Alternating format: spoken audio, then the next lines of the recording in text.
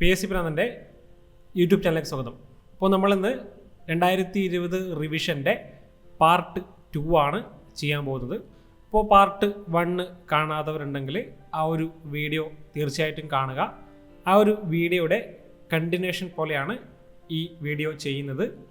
അപ്പോൾ നമ്മൾ current affairs revision തുടങ്ങുമ്പോൾ PSC ബുള്ളറ്റിൻ 2020, അതുപോലെ തന്നെ 2020 പത്ര വാർത്തകൾ, ഈ രണ്ട് കാര്യങ്ങളും കൂടി കൂട്ടിച്ചേർത്തുകൊണ്ടാണ് ഈ ഒരു റിവിഷൻ ടോപ്പിക്ക് പോകുന്നത്. അപ്പോൾ ഇതിൽ PSC ബുള്ളറ്റിൻ 2020 എന്ന് പറയുമ്പോൾ കുറച്ച് പഴയതാണ്. കാരണം ഏകദേശം ഒരു കൊല്ലം തന്നെ പഴക്കം വന്നിട്ടുണ്ട്. അപ്പോൾ ഇതിൽ പറയുന്ന പല കാര്യങ്ങളും ഔട്ട്ഡേറ്റഡ് ആയിട്ടുണ്ട്. അപ്പോൾ അതിൻ്റെ പുതിയ വിവരങ്ങൾ കൂടി ചേർത്തിട്ടാണ് ഈ ഒരു വീഡിയോ ചെയ്യുന്നത്. ഇപ്പോൾ പല അവാർഡുകളും 2020 കൊടുത്ത അവാർഡാണെങ്കിൽ 2020 കൊടുത്തിട്ടുണ്ട്. പല ഇവൻറ്റുകൾ പിന്നീട് നടന്നിട്ടുണ്ട്. അങ്ങനെയുള്ള കാര്യങ്ങളൊക്കെ കൂട്ടിച്ചേർത്തിട്ടാണ് ഈ ഒരു റിവിഷൻ വീഡിയോ ചെയ്യുന്നത്. അപ്പോൾ നമുക്ക് ഈ ഒരു വീഡിയോ ഇവിടെ സ്റ്റാർട്ട് ചെയ്യാം. ആദ്യമായിട്ടുള്ള ഒരു ചോദ്യമാണ്, DRDO നിർമ്മിച്ചുകൊണ്ടിരിക്കുന്ന 200 കിലോമീറ്റർ ദൂരപരിധിയുള്ളതുമായ ബാലിസ്റ്റിക് മിസൈലിൻ്റെ പേരെന്താണ്?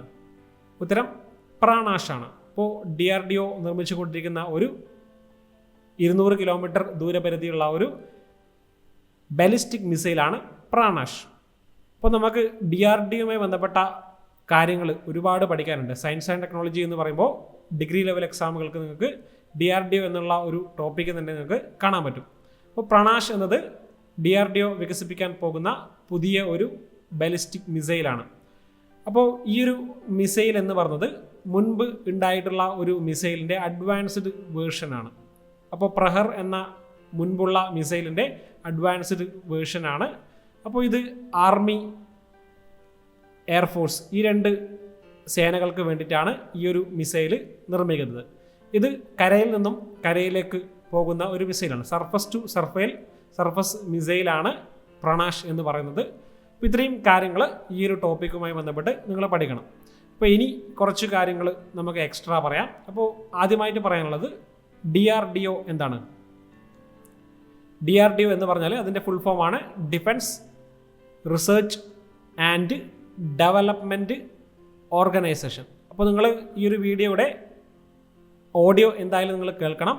കാരണം പല നോട്ട്സുകളും ഞാൻ ഷോർട്ട് ഫോമായിട്ടാണ് എഴുതുക. അപ്പോൾ അതിൻ്റെ മുഴുവൻ കാര്യങ്ങളും ഓഡിയോയിൽ ഞാൻ വ്യക്തമാക്കി പറയുന്നതാണ്. അപ്പോൾ ഓർത്ത് വെക്കേണ്ട മറ്റൊരു കാര്യമാണ്, DRDOയുടെ നിലവിലെ മേധാവിയുടെ പേര് ഓർത്ത് വെക്കണം. അതും പരീക്ഷയ്ക്ക് ചോദിക്കാൻ സാധ്യതയാണ്. G. സതീഷ് റെഡ്ഡിയാണ് നിലവിലെ DRDOയുടെ മേധാവി. ഇത്രയും കാര്യങ്ങൾ പഠിച്ചു വെക്കുക. അപ്പോൾ DRDOയുടെ കുറച്ച് വികസിപ്പിച്ചെടുത്തുള്ള പ്രധാനപ്പെട്ട മിസൈലുകൾ, അഗ്നി സീരീസ് മിസൈലുകളുണ്ട്, പൃഥ്വി എന്ന് പറഞ്ഞ ഒരു സീരീസ് മിസൈലുകളുണ്ട്.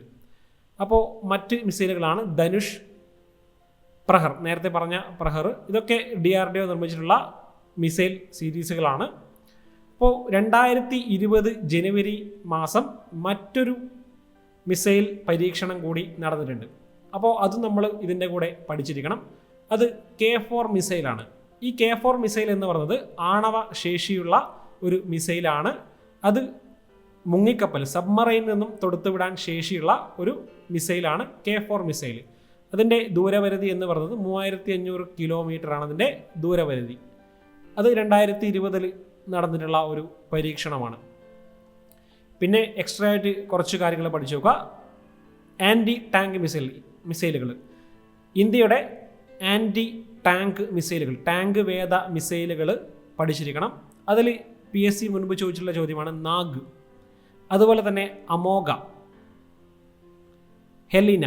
ഇതൊക്കെ ടാങ്ക് വേദ മിസൈലുകളാണ്. ഇതൊക്കെ ഇന്ത്യയുടെ മിസൈലുകളാണ്. ഇത്രയും കാര്യങ്ങൾ ഈ ഒരു ടോപ്പിക്കുമായി ബന്ധപ്പെട്ട് എക്സ്ട്രാ ആയിട്ട് പഠിച്ചു വെക്കുക. അടുത്ത ക്വസ്റ്റ്യനിലേക്ക് പോകാം. ഈ ഒരു ടോപ്പിക്ക് പോകുന്നത് MCQ മോഡലിലല്ല. അതുകൊണ്ട് നിങ്ങൾ കൃത്യമായിട്ട് ഒരു പെന്നും പേപ്പറും എടുത്ത് എക്സ്ട്രാ പറയുന്ന കാര്യങ്ങൾ എഴുതിയെടുക്കണം. അതുപോലെ തന്നെ ആ ഒരു കാര്യം PDF ആക്കാനുള്ള ഒരു വകുപ്പ് ഇപ്പോഴില്ല. കാരണം ഞാനത് നോട്ട്സ് തയ്യാറാക്കിയിട്ടാണ് എക്സ്ട്രാ ടോപ്പിക്കുകൾ പറയുന്നത്. അപ്പോൾ അടുത്ത ക്വസ്റ്റിനിലേക്ക് പോകാം. The thin mind map book എന്ന പുസ്തകം എഴുതിയ വ്യക്തി ആരാണ്? അപ്പോൾ ധർമ്മേന്ദ്ര റായ് ആണ്. അദ്ദേഹം ഒരു മൈൻഡ് മാപ്പ് ട്രെയിനറാണ്. അപ്പോൾ പുതുതായിട്ട് വരുന്ന പുസ്തകങ്ങൾ അവരുടെ രചയിതാവ് അത് എന്തായാലും നിങ്ങൾ പഠിച്ചിരിക്കണം. അപ്പോൾ നമുക്ക് കുറച്ച് ഈ ഒരു കാലയളവിൽ ഉണ്ടായിട്ടുള്ള 2021 വരെ കാലയളവിൽ ഉണ്ടായിട്ടുള്ള കുറച്ച് പുസ്തകങ്ങൾ, പ്രശസ്ത വ്യക്തികളെ പുസ്തകങ്ങളും മറ്റ് ചില പുസ്തകങ്ങളും ഇതിൽ കൊടുത്തിട്ടുണ്ട്. അപ്പോൾ അതിലെ ആദ്യ പുസ്തകമാണ് djinn patrol on the purple line. ഇത് ദീപ ആനപ്പാറ എന്ന് പറയുന്ന ഒരു വ്യക്തിയുടെ പുസ്തകമാണ്. ഇത് വരാനുള്ള കാരണം ആ ഒരു സമയത്ത് ടൈം മാഗസിൻ്റെ ഒരു കാര്യത്തിൽ ഈ ഒരു വ്യക്തിയെക്കുറിച്ച് ഉണ്ടായിരുന്നു. അപ്പോൾ അതുമായി ബന്ധപ്പെട്ടിട്ടാണ് ഈ ഒരു കാര്യം വന്നത്. അപ്പോൾ ആ ഒരു വ്യക്തിയുടെ ഈ ഒരു രചനയെക്കുറിച്ചിട്ടും അതിൽ ഉണ്ടായിരുന്നു. അപ്പോൾ അതുകൊണ്ടാണ് ഇതിപ്പോൾ ഇവിടെ പറയാനുള്ള കാരണം. അപ്പോൾ അങ്ങനെയും ചോദ്യങ്ങൾ ചിലപ്പോൾ വരാം. Djinn patrol on the purple line എന്ന പുസ്തകം ദീപ ആനപ്പാറയുടെ പുസ്തകമാണ്. മലയാളിയായിട്ടുള്ള വ്യക്തിയാണ്. അപ്പോൾ മറ്റ് ഒരു പുസ്തകമാണ് ചോദിക്കാൻ സാധ്യതയുള്ള ഒരു പുസ്തകം തന്നെയാണ് the population myth. The population myth extra ആയിട്ട് Islam, family planning and politics in India. ഈ ഒരു പുസ്തകം എഴുതിയ വ്യക്തിയാണ് SY ഖുറേഷി. SY ഖുറേഷിയുടെ പുസ്തകമാണ് the population myth, Islam, family planning and politics in India. SY ഖുറേഷിയുടെ പുസ്തകമാണ്. മറ്റൊരു പുസ്തകമാണ് പ്രിയങ്ക ചോപ്രയുടെ പുസ്തകമാണ് അൺഫിനിഷ്ഡ് എന്നത് പ്രിയങ്ക ചോപ്രയുടെ പുസ്തകമാണ്. പിന്നെ ലേറ്റസ്റ്റ് ആയിട്ട് അമിതാവ് ഘോഷിൻ്റെ ഒരു പുസ്തകം ഇറങ്ങാൻ പോകുന്നുണ്ട്, ദ ലിവിങ് മൗണ്ടെയിൻ എന്ന് പറഞ്ഞൊരു പുസ്തകമാണ്. The living mountain a fable for our times. ഇത് അമിതാവ് ഘോഷിൻ്റെ പുസ്തകമാണ്. അമിതാവ് ഘോഷ് ജ്ഞാനപീഠ ജേതാവാണ്, അതുകൊണ്ട് കുറച്ച് ഇമ്പോർട്ടൻ്റ് ആണ്. അപ്പോൾ കുറച്ച് പുസ്തകങ്ങൾ മാത്രം ഇവിടെ പറഞ്ഞു പോവുകയാണ്. ഇനി വരുന്ന ക്വസ്റ്റ്യനുകളിൽ കൂടുതൽ പുസ്തകങ്ങൾ ചേർക്കാം. ഇത്രയും കാര്യങ്ങളൊന്ന് നോട്ട് ചെയ്ത് നോക്കാം. അടുത്ത ഒരു ക്വസ്റ്റ്യനിലേക്ക് പോകാം. ബ്രിട്ടൻ്റെ പുതിയ ധനകാര്യമന്ത്രിയായി ഇന്ത്യൻ വംശജനായിട്ടുള്ള ഋഷി സുനക് നിയമിച്ചു. അപ്പോൾ കൂടെ തന്നെ ആഭ്യന്തര മന്ത്രിയായിട്ട് ചുമതലയേറ്റ ഇന്ത്യൻ വംശജയാണ് പ്രീതി പട്ടേൽ. അപ്പോൾ നിങ്ങൾ ഈ ഒരു ചോദ്യം കേട്ടിട്ടുണ്ടാവും. കഴിഞ്ഞ 10th പ്രിലിംസിന് ഈ ഒരു ചോദ്യം ഉണ്ടായിരുന്നു. അപ്പോൾ ഈ ഒരു ചോദ്യം ചോദിക്കാനുള്ള കാരണം ഇന്ത്യൻ വംശജനായിട്ടുള്ള ഒരു വ്യക്തിയാണ് മറ്റൊരു രാജ്യത്ത് ചുമതലയേറ്റത്. ഇന്ത്യക്കാരൻ ആവണമെന്നില്ല, ഇന്ത്യൻ വംശജനായാലും ചോദ്യങ്ങൾ വരാം. അപ്പോൾ ബ്രിട്ടൻ്റെ ധനകാര്യമന്ത്രിയായിട്ടാണ് ഋഷി സുനക് ചുമതലയേറ്റത്. അപ്പോൾ റീസെൻ്റ് ആയിട്ടുള്ള കുറച്ച് ഇന്ത്യൻ ഒറിജിൻ ആൾക്കാർ, ഇന്ത്യൻ വംശജരായിട്ടുള്ള മറ്റ് രാജ്യങ്ങളിലെ കുറച്ച് ആൾക്കാരെ നമുക്ക് ഡിസ്കസ് ചെയ്യാം. അതിൽ പ്രധാനപ്പെട്ട ഒരു പോയിൻ്റാണ് പ്രിയങ്ക രാധാകൃഷ്ണൻ. ഈ ഒരു ചോദ്യം മിക്ക ആൾക്കാരും കണ്ടിട്ടുണ്ടാവും. പ്രിയങ്ക രാധാകൃഷ്ണൻ ന്യൂസിലൻഡിൽ മന്ത്രിയായിട്ടുള്ള വ്യക്തിയാണ്. അങ്ങനെ മന്ത്രിയാകുന്ന ആദ്യ ഇന്ത്യക്കാരിയും അതുപോലെ തന്നെ മലയാളി കൂടിയായ വ്യക്തിയാണ് പ്രിയങ്ക രാധാകൃഷ്ണൻ. അപ്പോൾ ഈ ഒരു പ്രിയങ്ക രാധാകൃഷ്ണനെ കുറിച്ച് പറയുമ്പോൾ മറ്റൊരു കാര്യം കൂടെ പറയാനുണ്ട്. 2020 പ്രവാസി ഭാരതീയ പുരസ്കാരം, പ്രസിഡന്റിൻ്റെ പ്രവാസി ഭാരതീയ പുരസ്കാരം ലഭിച്ച വ്യക്തി കൂടിയാണ് പ്രിയങ്ക രാധാകൃഷ്ണൻ. അപ്പോൾ അടുത്തത് IBMൻ്റെ CEO, പ്രമുഖ മൾട്ടിനാഷണൽ കമ്പനിയായിട്ടുള്ള IBMൻ്റെ CEO ആയിട്ട് നിയമിതനായ ഇന്ത്യൻ വംശജനാണ് അരവിന്ദ് കൃഷ്ണ. IBMൻ്റെ CEO ആയിട്ട് നിയമിതനായ വ്യക്തിയാണ്.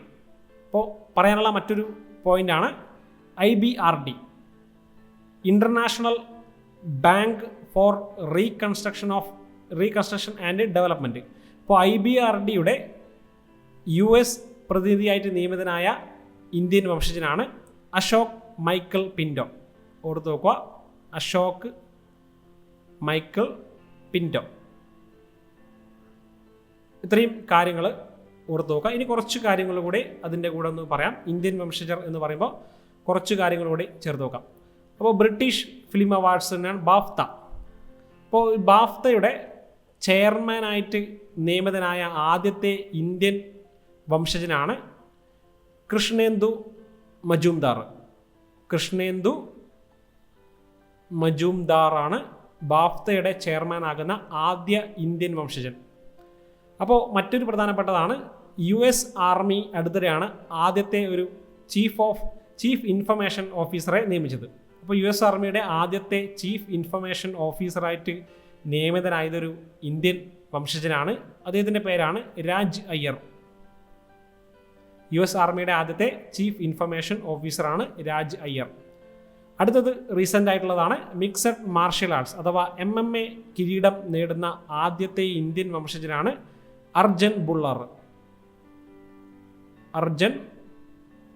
ബുള്ളറാണ് MMA കിരീടം നേടുന്ന ആദ്യത്തെ ഇന്ത്യൻ വംശജൻ. മറ്റൊന്ന് എക്സ്ട്രാ പറയാനുള്ളത്, WWE മത്സരിക്കുന്ന ഒരു മലയാളിയുണ്ട്, സഞ്ജന ജോർജ്. അതും അതിൻ്റെ കൂടെ ഒന്ന് പഠിച്ചു വെച്ചോളൂ. സഞ്ജന ജോർജ് WWE മത്സരിക്കുന്ന ഇന്ത്യക്കാരിയും മലയാളിയുമായിട്ടുള്ള വ്യക്തിയാണ്. പിന്നീട് പറയാനുള്ളത് ഇതുമായി ബന്ധപ്പെട്ട് തന്നെ കുറച്ച് കാര്യങ്ങളാണ്. അതായത് ടൈം മാഗസിൻ്റെ കിഡ് ഓഫ് ദ ഇയർ പുരസ്കാരം അല്ലെങ്കിൽ ആ ബഹുമതി നേടിയിട്ടുള്ള ഇന്ത്യൻ വംശജയായിട്ടുള്ള ഒരു കുട്ടിയാണ് ഗീതാഞ്ജലി റാവു ആണ് ടൈം മാഗസിൻ്റെ കിഡ് ഓഫ് ദ ഇയർ പുരസ്കാരം നേടിയിട്ടുള്ള ഇന്ത്യൻ വംശജ. പിന്നീട് പറയാനുള്ളത് യുണൈറ്റഡ് നേഷൻസിൻ്റെ ക്യാപിറ്റൽ ഡെവലപ്മെൻറ്റ് ഫണ്ട്, ഇതൊരു UN സ്ഥാപനമാണ്. ഇതിൻ്റെ എക്സിക്യൂട്ടീവ് സെക്രട്ടറി ആയിട്ടുള്ള ഇന്ത്യൻ വംശജയാണ് പ്രീതി സിൻഹയാണ്. അപ്പോൾ അതുപോലെ തന്നെ US ഒരു വലിയ ഒരു പദവിയാണ് US അസോസിയേറ്റ് അറ്റോർണി ജനറൽ. അമേരിക്കയുടെ അസോസിയേറ്റ് അറ്റോർണി ജനറലായിട്ടുള്ള ആദ്യത്തെ ഇന്ത്യൻ വംശജയാണ് വനിത ഗുപ്ത. ഇതൊക്കെ റീസെൻ്റ് ആയിട്ടുള്ള കാര്യങ്ങൾ മാത്രമേ പറയുന്നുള്ളൂ, മറ്റ് മുൻപേ നടന്ന കാര്യങ്ങളൊന്നും പറയുന്നില്ല. 2020 ഇങ്ങോട്ടുള്ള നിയമനമാണ് പറഞ്ഞത്. ഇപ്പോൾ US അറ്റോർണി ജനറലായിട്ടുള്ള അസോസിയേറ്റ് അറ്റോർണി ജനറലായിട്ടുള്ള വ്യക്തിയാണ് വനിത ഗുപ്ത. ഇനി പറയാനുള്ള മറ്റൊരു പോയിൻ്റാണ് 2021 വേൾഡ് ഫുഡ് പ്രൈസ്. നമ്മൾ മുൻപേ ഡിസ്കസ് ചെയ്താണ്. ആ വേൾഡ് ഫുഡ് പ്രൈസ് ലഭിച്ചിട്ടുള്ള ഇന്ത്യൻ വംശജയായിട്ടുള്ള വ്യക്തിയാണ് ശകുന്തള തീൽസ്റ്റഡ് ഹരേക് സിംഗ് തീൽസ്റ്റഡ് എന്ന് പറഞ്ഞ വ്യക്തിയാണ്. അത് ഇതിൽ എഴുതാനുള്ള സ്ഥലമില്ല. ശകുന്തള ഹരേക് സിംഗ് തീൽസ്റ്റഡ് എന്ന് പറഞ്ഞ വ്യക്തിയാണ് 2021 വർഷത്തിലെ വേൾഡ് ഫുഡ് പ്രൈസ് ലഭിച്ചത്. ഇത്രയും കാര്യങ്ങൾ പഠിക്കുക. അപ്പോൾ ഇനി റീസെൻ്റായിട്ട് ലഭിച്ചിട്ട് 2021 പുലിറ്റ്സർ സമ്മാനം കൂടെ പറയാം. 2021 മാധ്യമരംഗത്തുള്ള ഓസ്കാർ എന്നറിയപ്പെടുന്ന പുലിറ്റ്സർ സമ്മാനം ലഭിച്ചിട്ടുള്ള ഇന്ത്യൻ ഒറിജിനായിട്ടുള്ള വ്യക്തിയാണ് മേഘ രാജഗോപാലൻ. തമിഴ്നാട് സ്വദേശിയായിട്ടുള്ള വ്യക്തിയാണ്, ഇന്ത്യൻ വംശജയാണ്. ഓർത്തു നോക്കുക, 2021 പുലിറ്റ്സർ ഇൻ്റർനാഷണൽ റിപ്പോർട്ടിംഗ് വിഭാഗത്തിൽ പുരസ്കാരം ലഭിച്ചിട്ടുള്ള വ്യക്തിയാണ് മേഘ രാജഗോപാലൻ. ഇതാണ് റീസെൻ്റായിട്ട് ഉള്ള ഒരു ഇന്ത്യൻ വംശജയെക്കുറിച്ചുള്ള ഒരു ചോദ്യം. ഇത്രയും കാര്യങ്ങൾ അതിലുമായി ബന്ധപ്പെട്ട് പഠിക്കുക. അടുത്ത ക്വസ്റ്റ്യനിലേക്ക് പോവാം. ഇന്റർനാഷണൽ ഹോക്കി ഫെഡറേഷൻ 2019 മികച്ച ഹോക്കി താരമായി തിരഞ്ഞെടുത്ത ഇന്ത്യൻ ഹോക്കി ടീമിൻ്റെ ക്യാപ്റ്റനാണ് മൻപ്രീത് സിംഗ്. ഇപ്പോൾ 2019 ഇന്റർനാഷണൽ ഹോക്കി ഫെഡറേഷൻ്റെ മികച്ച ഹോക്കി താരമാണ്. അപ്പോൾ ഇന്റർനാഷണൽ ഹോക്കി ഫെഡറേഷൻ എന്ന് പറയുമ്പോൾ അതിൽ റീസെൻ്റായിട്ട് പുതിയ അവാർഡ് പ്രഖ്യാപിച്ചില്ല. പക്ഷെ മറ്റൊരു കാര്യം പറയാനുണ്ട്. അപ്പോൾ ഇന്റർനാഷണൽ ഹോക്കി ഫെഡറേഷൻ്റെ പ്രസിഡൻ്റായിട്ട് വീണ്ടും തിരഞ്ഞെടുക്കപ്പെട്ട ഇന്ത്യൻകാരനാണ് നരീന്ദർ ബത്ര. ഇത് റീസെൻ്റായിട്ട് നടന്ന ഒരു കാര്യമാണ്. അപ്പോൾ അതുപോലെ തന്നെ മറ്റൊരു കാര്യം, ഇപ്പോൾ ടോക്കിയോ ഒളിമ്പിക്സിൽ പുരുഷ ഹോക്കി ടീമിനെ പ്രഖ്യാപിച്ചിട്ടുണ്ട്. അപ്പോൾ അതിൻ്റെ ക്യാപ്റ്റൻ മൻപ്രീത് സിംഗ് തന്നെയാണ്. അപ്പോൾ അതും കൂടി ഒന്ന് ഓർത്ത് നോക്കുക. പ്രവാസി ഭാരതീയ കേന്ദ്രത്തിനും ഫോറിൻ സർവീസ് ഇൻസ്റ്റിറ്റ്യൂട്ടിനും മുൻ വിദേശകാര്യമന്ത്രി സുഷമ സ്വരാജിൻ്റെ പേര് നൽകി പുനർനാമകരണം ചെയ്തു. അപ്പോൾ ഓർത്ത് നോക്കുക, 2 ഇൻസ്റ്റിറ്റ്യൂഷനിലാണ് മുൻ വിദേശകാര്യമന്ത്രിയായിട്ടുള്ള അന്തരിച്ചിട്ടുള്ള സുഷമ സ്വരാജിൻ്റെ പേര് നൽകിയിട്ടുള്ളത്. ഒന്ന് പ്രവാസി ഭാരതീയ കേന്ദ്രത്തിനാണ്, അതുപോലെ തന്നെ ഫോറിൻ സർവീസ് ഇൻസ്റ്റിറ്റ്യൂട്ടിനും സുഷമ സ്വരാജിൻ്റെ പേര് നൽകിയിരിക്കുകയാണ്. അപ്പോൾ നമുക്ക് കുറച്ച് കാര്യങ്ങൾ ഇതുപോലെ പുനർനാമകരണം ചെയ്തിട്ടുള്ള കുറച്ച് കാര്യങ്ങൾ നോക്കാം. ഒന്ന്, national institute of financial management. അത് ഫരീദാബാദിലുള്ള ഒരു സ്ഥാപനമാണ്. ആ സ്ഥാപനത്തിൻ്റെ പേര് അരുൺ ജെയ്റ്റ്ലിയുടെ പേരിലേക്ക് മാറ്റിയിരിക്കുകയാണ്. Arun Jaitley national financial management ഇൻസ്റ്റിറ്റ്യൂട്ടാക്കി മാറ്റിയിരിക്കുകയാണ്. ഓർത്ത് നോക്കുക. ഇനി പറയാനുള്ളത് institute of defence studies and analysis, IDSA എന്ന് പറയും. IDSAയുടെ പേര് മനോഹർ പരീഖ്, മുൻ പ്രതിരോധ മന്ത്രിയായിട്ടുള്ള മനോഹർ പരീക്കറിൻ്റെ പേരിലേക്ക് മാറ്റിയിരിക്കുകയാണ്. അതും ഒന്ന് ഓർത്ത് നോക്കണം. ഇനി പറയാനുള്ളത് ഔറംഗാബാദ് എയർപോർട്ട്.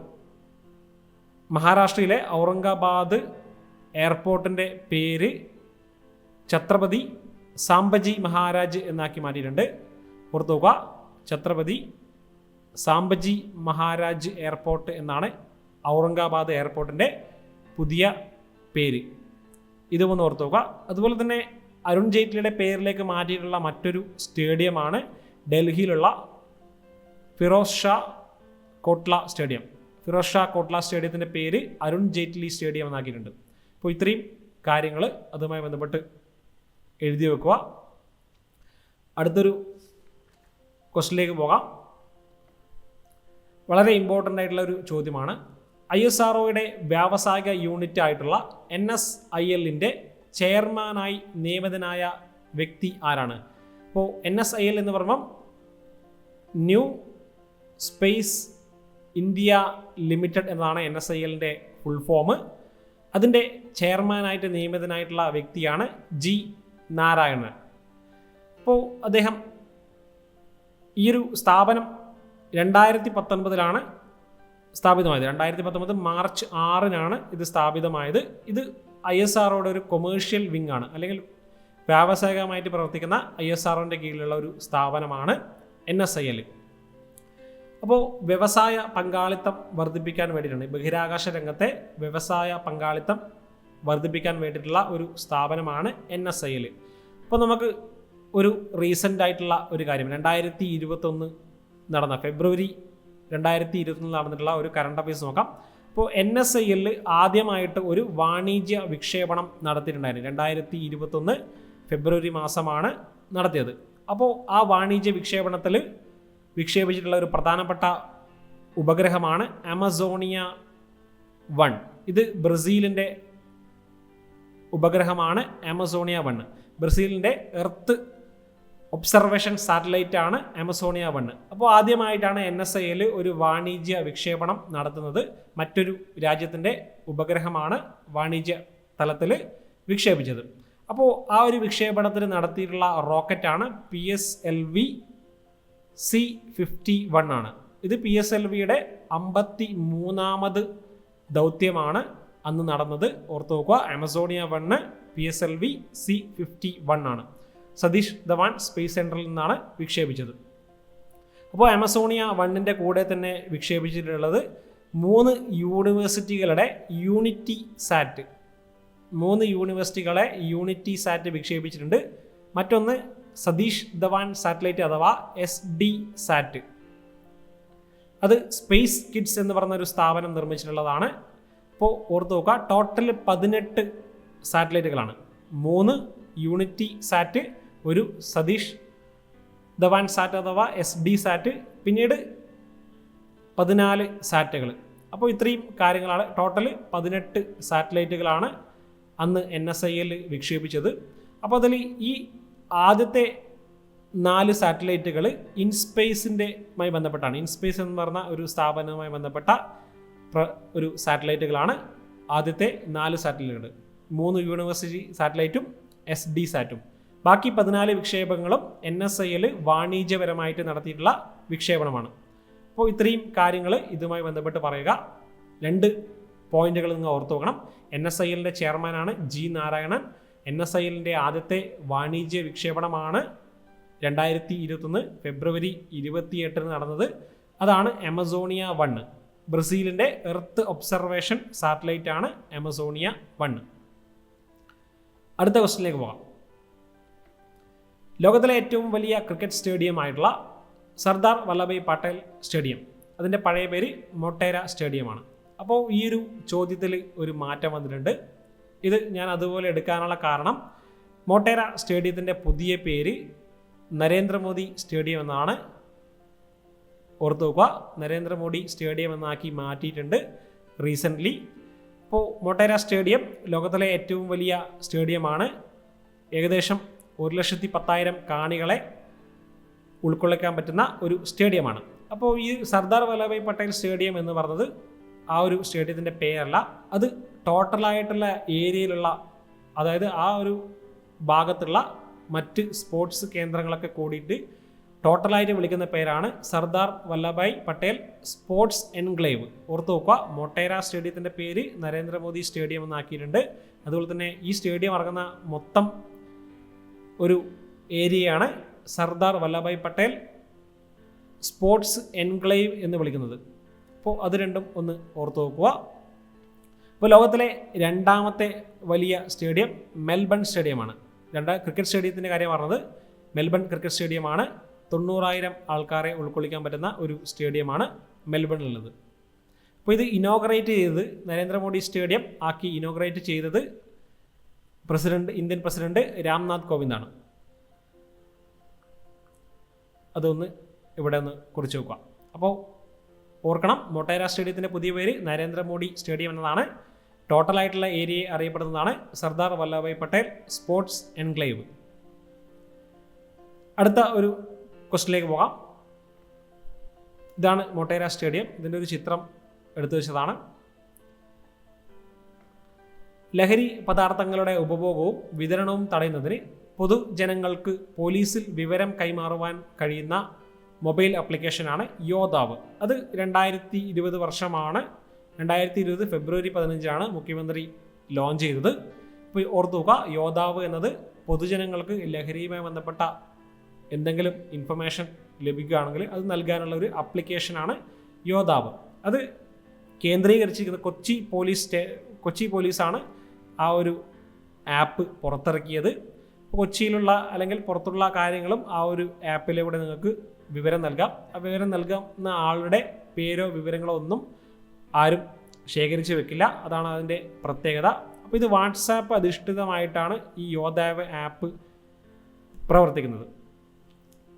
അപ്പോൾ ഈ ഒരു പരസ്യം എല്ലാവരും കണ്ടിട്ടുണ്ടാകും. മോഹൻലാലാണ് ആ സമയത്ത് യോദ്ധാവ് ആപ്പ് റിലീസ് ചെയ്തത്. An app to combat narcotics എന്നതാണ്. അപ്പോൾ ഓർത്ത് നോക്കുക, യോദ്ധാവ് ആപ്പാണ് ലഹരി പദാർത്ഥങ്ങളുടെ ഉപഭോഗം വിതരണവും തടയാൻ വേണ്ടിയിട്ട് പൊതുജനങ്ങൾക്ക് വിവരം നൽകാനുള്ള മൊബൈൽ ആപ്ലിക്കേഷനാണ് യോദ്ധാവ്.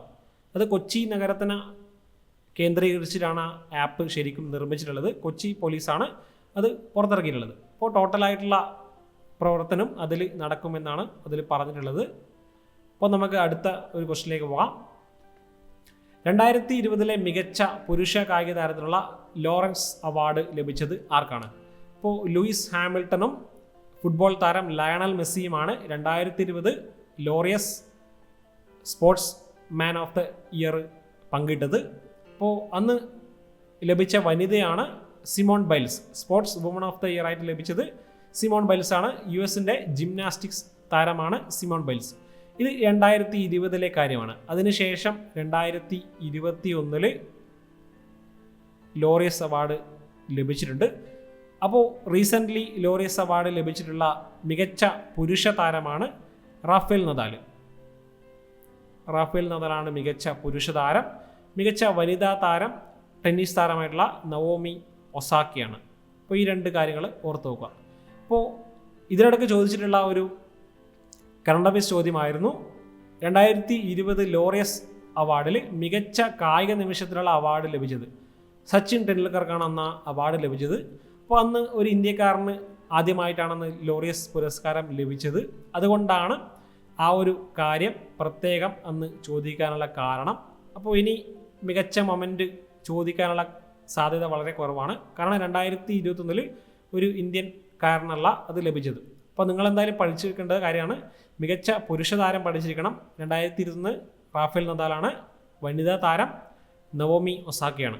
ഈ രണ്ട് കാര്യങ്ങളും എന്തായാലും ഒന്ന് പഠിച്ചിരിക്കണം. ഇന്ത്യയിലെ ആദ്യത്തെ ഒറ്റത്തവണ ഉപയോഗ പ്ലാസ്റ്റിക് മുക്ത എയർപോർട്ട് ഏതാണ്? ഇപ്പോൾ ഇന്ദിരാഗാന്ധി ഇൻ്റർനാഷണൽ എയർപോർട്ടാണ്, ന്യൂഡൽഹിയിലുള്ള ഇന്ദിരാഗാന്ധി ഇൻ്റർനാഷണൽ എയർപോർട്ടാണ് വൺ ടൈം അല്ലെങ്കിൽ single use plastic free airport എന്നറിയപ്പെടുന്നത്. സിംഗിൾ യൂസ് പ്ലാസ്റ്റിക് ഫ്രീ എയർപോർട്ടാണ് ഇന്ദിരാഗാന്ധി ഇൻ്റർനാഷണൽ എയർപോർട്ട്. അടുത്ത ക്വസ്റ്റിനിലേക്ക് പോവാം. 28 വർഷങ്ങൾക്ക് ശേഷം 5 ഗ്രാൻഡ് സ്ലാം നേട്ടങ്ങൾക്ക് 2020 ഫെബ്രുവരി മാസം വിരമിച്ച ടെന്നീസ് താരമാണ് മരിയ ഷറപ്പോവ. അപ്പോൾ ഓർത്തു നോക്കേണ്ട ഇത്രയും കാര്യങ്ങളും. 2020 ഫെബ്രുവരി മാസം വിരമിച്ചിട്ടുള്ള പ്രമുഖ ടെന്നീസ് താരമാണ് മരിയ ഷറപ്പോവ.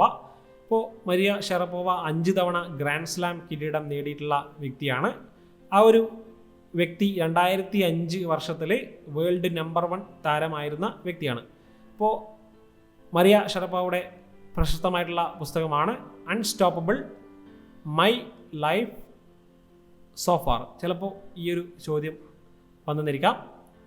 അപ്പോൾ അതൊന്ന് പഠിച്ചു വെച്ചോളൂ. Unstoppable my life so far എന്നതാണ് മരിയ ഷറപ്പോവയുടെ പുസ്തകം.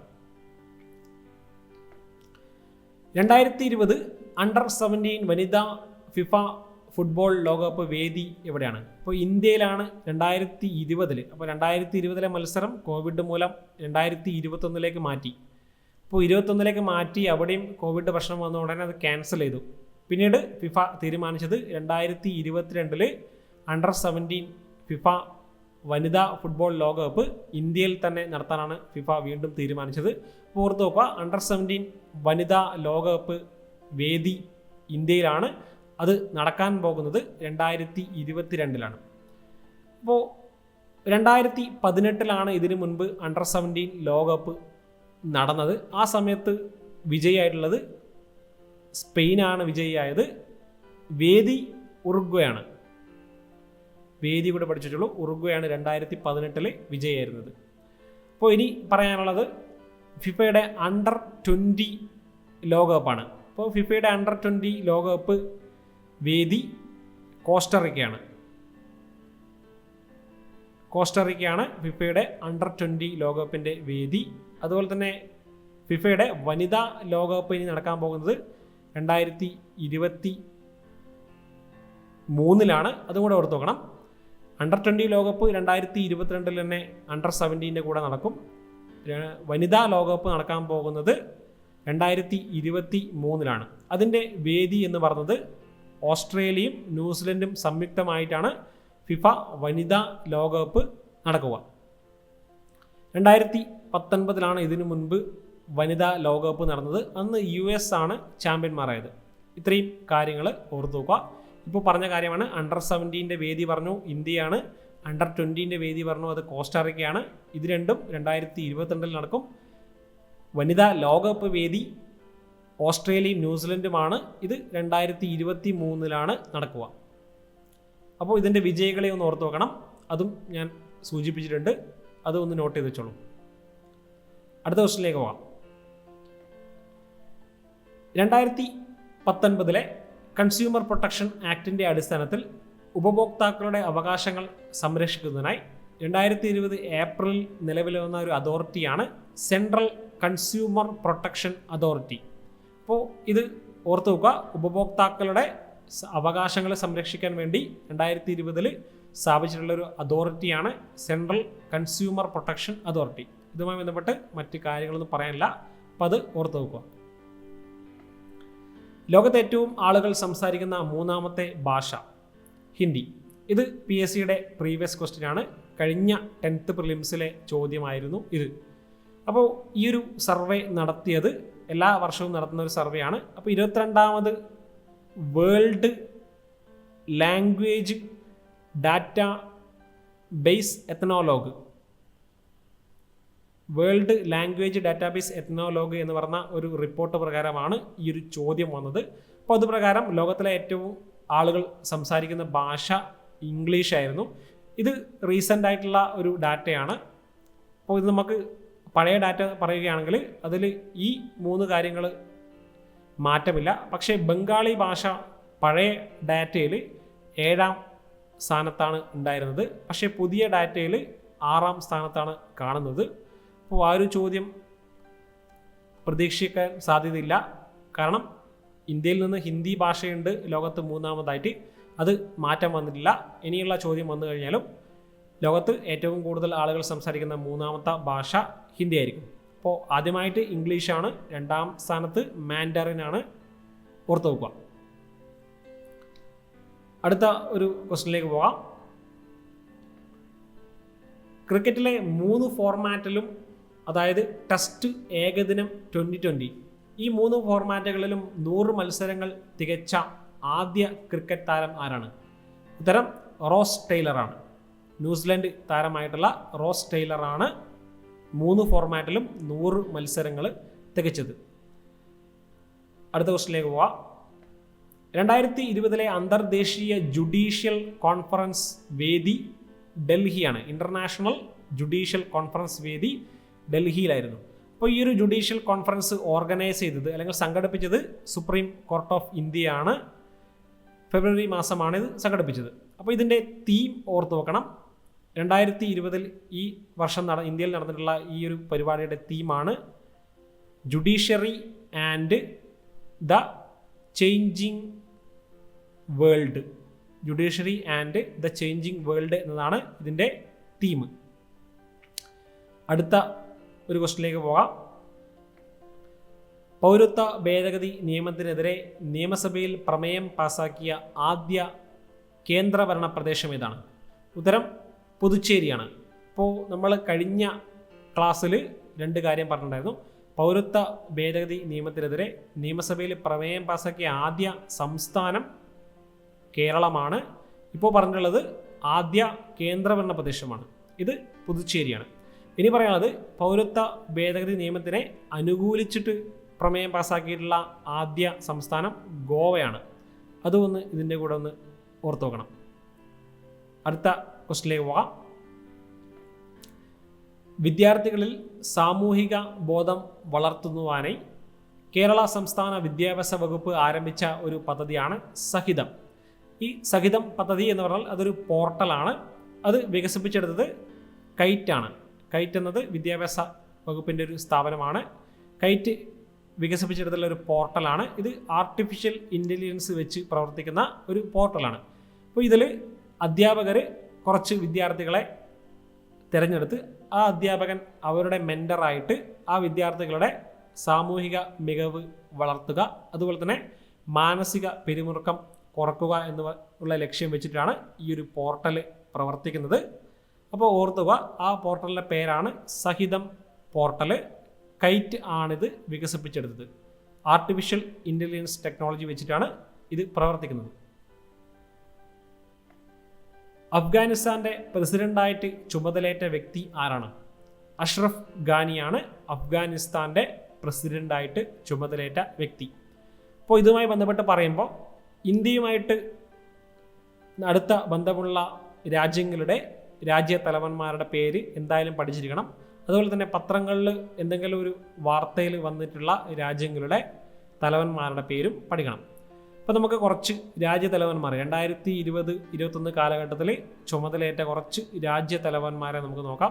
സിറിയയുടെ പ്രസിഡൻ്റായിട്ട് ചുമതലയേറ്റ വ്യക്തിയാണ് Bashar al Assad. Bashar al Assad സിറിയയുടെ പ്രസിഡൻ്റായിട്ട് ചുമതലയേറ്റു. ഇസ്രായേലിൻ്റെ പ്രസിഡൻ്റായിട്ട് ചുമതലയേറ്റ വ്യക്തിയാണ് ഐസക് ഹെർസോഗ്. ഇസ്രായേലിൻ്റെ പ്രധാനമന്ത്രിയായിട്ട് ഒരു വ്യക്തി ചുമതലയേറ്റുണ്ടായിരുന്നു. ആ ഒരു വ്യക്തിയുടെ പേര് നമ്മൾ റീസെൻ്റായിട്ട് നമ്മൾ ഡിസ്കസ് ചെയ്തിട്ടുണ്ട്. അപ്പോൾ ആ ഒരു വ്യക്തിയുടെ പേര് നിങ്ങളൊന്ന് ഇതിൽ കമൻറ്റ് ചെയ്യണം.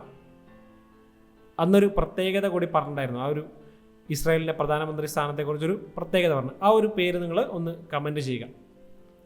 അപ്പോൾ നമുക്കിനി ഇറ്റാലിയുടെ പ്രധാനമന്ത്രിയായിട്ട് അടുത്തിടെ ചുമതലയേറ്റ വ്യക്തിയാണ് മരിയോ ദ്രാഗിയാണ്. അപ്പോൾ സീഷെൽസ് ഓർത്ത് നോക്കണം. ഇന്ത്യയുമായിട്ട് നല്ല ബന്ധം ഉള്ള ഒരു രാജ്യമാണ് സീഷെൽസ്. സേച്ചിലീസ് എന്നാണ് ഇത് എഴുതുമ്പോൾ ശരിക്കും വായിക്കുക, സീഷെൽസ് എന്നാണ് വായിക്കുക. സീഷെൽസിൻ്റെ പ്രസിഡൻ്റായിട്ട് ചുമതലയേറ്റ ഒരു ഇന്ത്യൻ വംശജനായിട്ടുള്ള വ്യക്തിയാണ് വേവൽ രാം കലാവൻ. ഓർത്തുക, വേവൽ രാം കലാവനാണ് സീഷെൽസിൻ്റെ പ്രസിഡൻ്റായിട്ട് ചുമതലയായിട്ടുള്ള ഇന്ത്യൻ വംശജനായിട്ടുള്ള വ്യക്തിയാണ്. അതുകൊണ്ട് ഇതൊന്ന് ഓർത്തു വെക്കണം. ഇതൊക്കെ 2020-21 കാലഘട്ടത്തിൽ ചുമതലയേറ്റ വ്യക്തികളാണ്. അപ്പോൾ കുറച്ച് കാര്യങ്ങൾ ഇതിൽ ചേർക്കുന്നു. ഇനിയും വരുമ്പോൾ കൂടുതൽ കാര്യങ്ങൾ അതിലും ആഡ് ചെയ്യുന്നതാണ്. അടുത്ത ക്വസ്റ്റിനിലേക്ക് പോവാം. സൂര്യൻ്റെ ദക്ഷിണ ഉത്തര ധ്രുവങ്ങളുടെ ചിത്രങ്ങൾ എടുക്കുവാനായി നാസയും യൂറോപ്യൻ സ്പേസ് ഏജൻസിയും സംയുക്തമായി വിക്ഷേപിച്ച പേടകമാണ് സോളാർ ഓർബിറ്റർ അഥവാ ഓർബിറ്റർ. ഇപ്പോൾ 2020 ഫെബ്രുവരി 23 ഇത് വിക്ഷേപിച്ചത്. അപ്പോൾ നാസയും യൂറോപ്യൻ സ്പേസ് ഏജൻസിയും സംയുക്തമായിട്ടാണ് ഈ ഒരു ഓർബിറ്റർ വിക്ഷേപിച്ചത്. ഫ്ലോറിഡയിലുള്ള കേപ്പ് കനാവറൽ എന്ന് പറയുന്ന സ്പേസ് സ്റ്റേഷനിൽ നിന്നാണ് വിക്ഷേപിച്ചത്. അപ്പോൾ ഇതുപോലെ സമാനമായിട്ട് ഇന്ത്യക്കൊരു സോളാർ പദ്ധതി വരാൻ പോകുന്നുണ്ട്, സൂര്യനിലേക്കുള്ള പദ്ധതി. അതാണ് ആദിത്യ L1. അതെന്തായാലും ഓർത്ത് നോക്കണം, ആദിത്യ L1. നാസയുടെ മറ്റൊരു സോളാറിൻ്റെ പ്രൊജക്റ്റ് നിലവിൽ പ്രവർത്തിക്കുന്നുണ്ട്. അതാണ് പാർക്കർ സോളാർ പ്രോബ്. അപ്പോൾ സോളാറുമായി ബന്ധപ്പെട്ട കാര്യങ്ങളാണ് പറഞ്ഞുള്ളത്. സൂര്യനുമായി ബന്ധപ്പെട്ട റീസെൻ്റ് ആയിട്ടുള്ള കുറച്ച് പ്രൊജക്റ്റുകളാണ്. ഇന്ത്യയുടേതിന് വരാനുള്ളതാണ് ആദിത്യ L1. അത് എന്തായാലും നിങ്ങൾ പഠിച്ചിരിക്കണം. അടുത്ത ക്വസ്റ്റിനിലേക്ക് പോവാം. മുംബൈയിൽ നടന്ന ദേശീയ ഇ ഗവേണൻസ് സമ്മേളനത്തിൽ കേരള സർക്കാരിൻ്റെ ഔദ്യോഗിക വെബ്സൈറ്റ് മികച്ച വെബ്സൈറ്റായിട്ട് തിരഞ്ഞെടുക്കപ്പെട്ടു. അപ്പോൾ ഓർത്തുക, കേരള സർക്കാരിൻ്റെ ഔദ്യോഗിക വെബ്സൈറ്റാണ് www.kerala.gov.in ആണ് മുംബൈയിൽ നടന്നിട്ടുള്ള ഇ ഗവേണൻസ് സമ്മേളനത്തിൽ ഒന്നാമതെത്തിയത്. അപ്പോൾ ഇത് പറയാനുള്ള ഒരു കാര്യം, ഈ ഒരു സമ്മേളനത്തിൻ്റെ തീം ഒന്ന് പഠിച്ചു വെക്കണം. തീം ഇതാണ്: India 2020 digital transformation. India 2020 digital transformation എന്നതാണ് ഈ ഒരു സമ്മേളനത്തിൻ്റെ തീം. അടുത്ത ഒരു ക്വസ്റ്റിനിലേക്ക് പോകാം. കമ്പ്യൂട്ടറിൽ ഉപയോഗിക്കുന്ന കട്ട്, കോപ്പി, പേസ്റ്റ് ഈ കമാൻഡുകൾ കണ്ടെത്തിയിട്ടുള്ള ഒരു വ്യക്തിയാണ് 2020 വർഷം അന്തരിച്ചത്. ആ വ്യക്തിയുടെ പേരാണ് ലാറി ടെസ്ലർ. ഇത് എന്തായാലും ഒന്ന് ഓർത്ത് നോക്കണം. കമ്പ്യൂട്ടറിലെ കട്ട്, കോപ്പി, പേസ്റ്റ് എന്നീ കമാൻഡുകൾ വികസിപ്പിച്ചെടുത്ത വ്യക്തിയാണ് ലാറി ടെസ്ലർ. അടുത്ത ഒരു ക്വസ്റ്റിനിലേക്ക് പോകാം. എ ചൈൽഡ് ഓഫ് ഡെസ്റ്റിനി എന്ന ആത്മകഥ എഴുതിയ വ്യക്തി ആരാണ്? കെ രാമകൃഷ്ണ റാവു ആണ് എ ചൈൽഡ് ഓഫ് ഡെസ്റ്റിനി എന്ന് പറഞ്ഞ ആത്മകഥ എഴുതിയത്. ഇത് നേരത്തെ പറഞ്ഞുള്ള പുസ്തകവുമായി ബന്ധപ്പെട്ട് ഇതൊന്ന് എഴുതി വെക്കുക.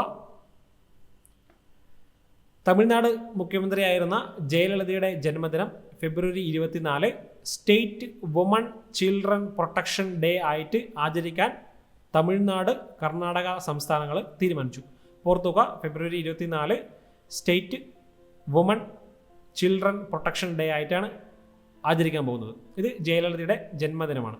അപ്പോൾ റീസെൻ്റായിട്ട് മറ്റൊരു കാര്യമാണ്, ജയലളിതയ്ക്ക് വേണ്ടിയിട്ടൊരു സ്മാരകം പണികഴിപ്പിച്ചിട്ടുണ്ട്. ഫീനിക്സ് പക്ഷിയുടെ മാതൃകയിലുള്ള ഒരു സ്മാരകം തമിഴ്നാട്ടിൽ പണികഴിപ്പിച്ചിട്ടുണ്ട്. അത് ജയലളിതയുടെ സ്മാരകമാണ്. അത് റീസെൻ്റ് ആയിട്ടുള്ള ഒരു കറണ്ട് അഫയേഴ്സാണ്. അടുത്ത ക്വസ്റ്റ്യൻ: ന്യൂക്ലിയർ പവർ പ്ലാന്റ് സ്ഥാപിക്കുന്ന ആദ്യ ഗൾഫ് രാജ്യം ഏതാണ്? ഇപ്പോൾ അറബ് ലോകത്തിലെ ആദ്യത്തെ ന്യൂക്ലിയർ പവർ പ്ലാന്റ് സ്ഥാപിച്ചിട്ടുള്ളത് UAE-യിലാണ്. അപ്പോൾ ആദ്യത്തെ ഗൾഫ് രാജ്യമാണ് UAE. അപ്പോൾ ആ ന്യൂക്ലിയർ പവർ പ്ലാന്റിൻ്റെ പേരാണ് ബരാക്ക. ബരാക്ക ന്യൂക്ലിയർ പവർ പ്ലാന്റ് ആണ്. ഓർത്തു നോക്കുക, UAE ആണ് ഇത് സ്ഥിതി ചെയ്യുന്നത്. അപ്പോൾ ഇനി UAE-യുമായി ബന്ധപ്പെട്ട കുറച്ച് കാര്യങ്ങൾ നമുക്ക് നോക്കാം. അത് UAE-യുടെ ആദ്യത്തെ ബഹിരാകാശ യാത്രികൻ എന്ന് പറഞ്ഞത് ഹസ അൽ മൻസൂറിയാണ്. ഹസ അൽ മൻസൂറിയാണ് ആദ്യത്തെ ബഹിരാകാശ യാത്രികൻ. അത് കുറച്ച് മുൻപേ ഉള്ള കറണ്ട് അഫയേഴ്സ് ആണ്. ഇപ്പോൾ റീസെൻ്റ് ആയിട്ടുള്ള മറ്റൊരു കാര്യം കൂടി UAE-യിൽ നടന്നിട്ടുണ്ട്. അതാണ് UAE-യുടെ മാർസ് മിഷനാണ്. 2020 ജൂൺ മാസമാണ് UAE മാർസ് മിഷൻ ചൊവ്വ ദൗത്യം വിജയകരമായി പൂർത്തിയാക്കിയത്. ആ ഒരു മിഷൻ്റെ പേരാണ് ഹോപ്പ് അല്ലെങ്കിൽ അൽ അമാൽ. ഓർത്തുക, അൽ അമാൽ അല്ലെങ്കിൽ ഹോപ്പ് എന്നതാണ് അതിൻ്റെ പേര്, ഹോപ്പ് പ്രോബ്. അപ്പോൾ മറ്റൊരു കാര്യം കൂടിയുണ്ട്, UAE-യുടെ ആദ്യത്തെ വനിതാ ആസ്ട്രോനോട്ടാണ് നൂറ അൽ മത്രൂഷി. വനിതാ ബഹിരാകാശ യാത്രികയാണ് UAE-യുടെ നോറ അൽ മത്രൂഷി. അത് ഒന്ന് ഓർത്ത് വെക്കണം. ഈ പേര് റീസെൻ്റായിട്ട് ഉണ്ടായിരുന്ന കറണ്ട് അഫയേഴ്സാണ്. ഈ 2 കാര്യങ്ങൾ റീസെൻ്റായിട്ട് നടന്നതാണ്. അപ്പോൾ ആ 2 കാര്യങ്ങൾ എന്തായാലും നോട്ട് ചെയ്ത് വെക്കണം. അടുത്ത ഒരു ക്വസ്റ്റ്യനിലേക്ക് പോകാം. തീരദേശ സംരക്ഷണവുമായി ബന്ധപ്പെട്ട് ബോധവൽക്കരണത്തിനായി ബംഗാളിലെ സുന്ദർബൻസ് പ്രദേശത്ത് ഇന്ത്യ നടത്തിയിട്ടുള്ള ഒരു നാവിക അഭ്യാസമാണ് മാൾട്ട അഭിയാൻ. ഓർത്ത് നോക്കുക, മാൾട്ട അഭിയാൻ എന്നതാണ് ആ ഒരു അഭ്യാസത്തിൻ്റെ പേര്. അപ്പോൾ ഇത് മാൾട്ട നദിയിൽ നിന്നാണ് പേര് ലഭിച്ചിട്ടുള്ളത്. കൊൽക്കത്തയിലാണ് നടന്നിട്ടുള്ളത്. ഒരു നേവൽ എക്സസൈസ് ആണ്. അപ്പോൾ നമുക്ക് കുറച്ച് കാര്യങ്ങൾ. ഇന്ത്യൻ നേവിയുടെ നിലവിലെ മേധാവിയാണ് കരംബീർ സിംഗ്. അത് കൂടി ഒന്ന് ഓർത്ത് നോക്കണം. കരംബീർ സിംഗ് ആണ് ഇന്ത്യൻ നേവിയുടെ മേധാവി. അപ്പോൾ നാവികസേനയുടെ ഡെപ്യൂട്ടി മേധാവിയാണ് രവ്നീത് സിംഗ്. ഇത് രണ്ടും റീസെൻ്റായിട്ട് ചോദിച്ചു. ഈ രവ്നീത് സിംഗ് റീസെൻ്റായിട്ട് ചുമതലയേറ്റ വ്യക്തിയാണ്. അതും ഒന്ന് പഠിച്ചു വെക്കണം. രവ്നീത് സിംഗ്, കരംബീർ സിംഗ് നാവികസേനാ മേധാവി, ഡെപ്യൂട്ടി മേധാവിയാണ് രവ്നീത് സിംഗ്. അടുത്ത ക്വസ്റ്റിലേക്ക് പോവാം.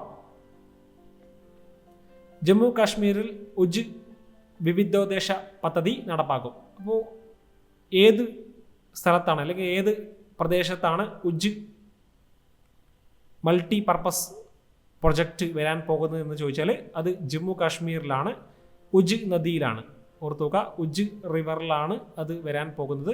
ഉജ് എന്നത് രവി നദിയുടെ ഒരു ട്രിബ്യൂട്ടറിയാണ്. കൈവഴിയാണ് ഉജ് എന്ന് പറഞ്ഞത്. അടുത്ത ക്വസ്റ്റിലേക്ക് പോകാം.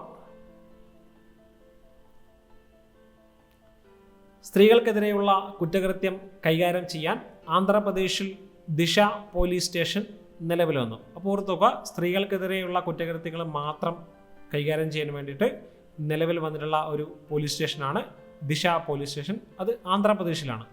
അപ്പോൾ അത് ഒന്ന് ഓർത്ത് നോക്കണം. വദാവൻ തുറമുഖം മഹാരാഷ്ട്രയിൽ നിർമ്മിക്കാൻ കേന്ദ്ര ക്യാബിനറ്റ് തീരുമാനിച്ചു. അപ്പോൾ വദാവൻ തുറമുഖം നിർമ്മിച്ചു കഴിഞ്ഞാൽ അത് ഒരു മേജർ പോർട്ടായിട്ട് മാറും എന്നാണ് പറഞ്ഞിരിക്കുന്നത്. അപ്പോൾ അതൊന്ന് ഓർത്ത് നോക്കുക. വദാവൻ പോർട്ട് നിർമ്മാണം നടക്കുന്നത് മഹാരാഷ്ട്രയിലാണ്. അടുത്ത ക്വസ്റ്റ്യൻ.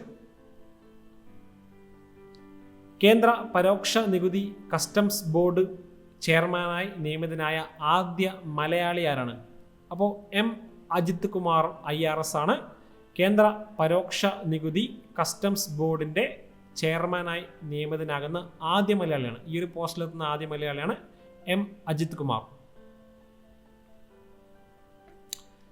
ഇന്ത്യൻ റെയിൽവേ ആരംഭിച്ചിട്ടുള്ള ആർട്ടിഫിഷ്യൽ ഇൻ്റലിജൻസ് അധിഷ്ഠിത ചാറ്റ് ബോട്ട് ആണ് ആസ്ക് ദിശ. ഓർത്തു നോക്കുക, ആസ്ക് ദിശ. ഇതൊരു ആർട്ടിഫിഷ്യൽ ഇൻ്റലിജൻസ് സാങ്കേതിക വിദ്യയിൽ പ്രവർത്തിക്കുന്ന ഒരു ചാറ്റ് ബോട്ടാണ്. അപ്പോൾ അതുപോലെ തന്നെ ഇന്ത്യൻ റെയിൽവേ അടുത്തിടെയാണ് ഒറ്റത്തവണ ഹെൽപ്പ് ലൈൻ നമ്പർ പുറത്തിറക്കിയത്.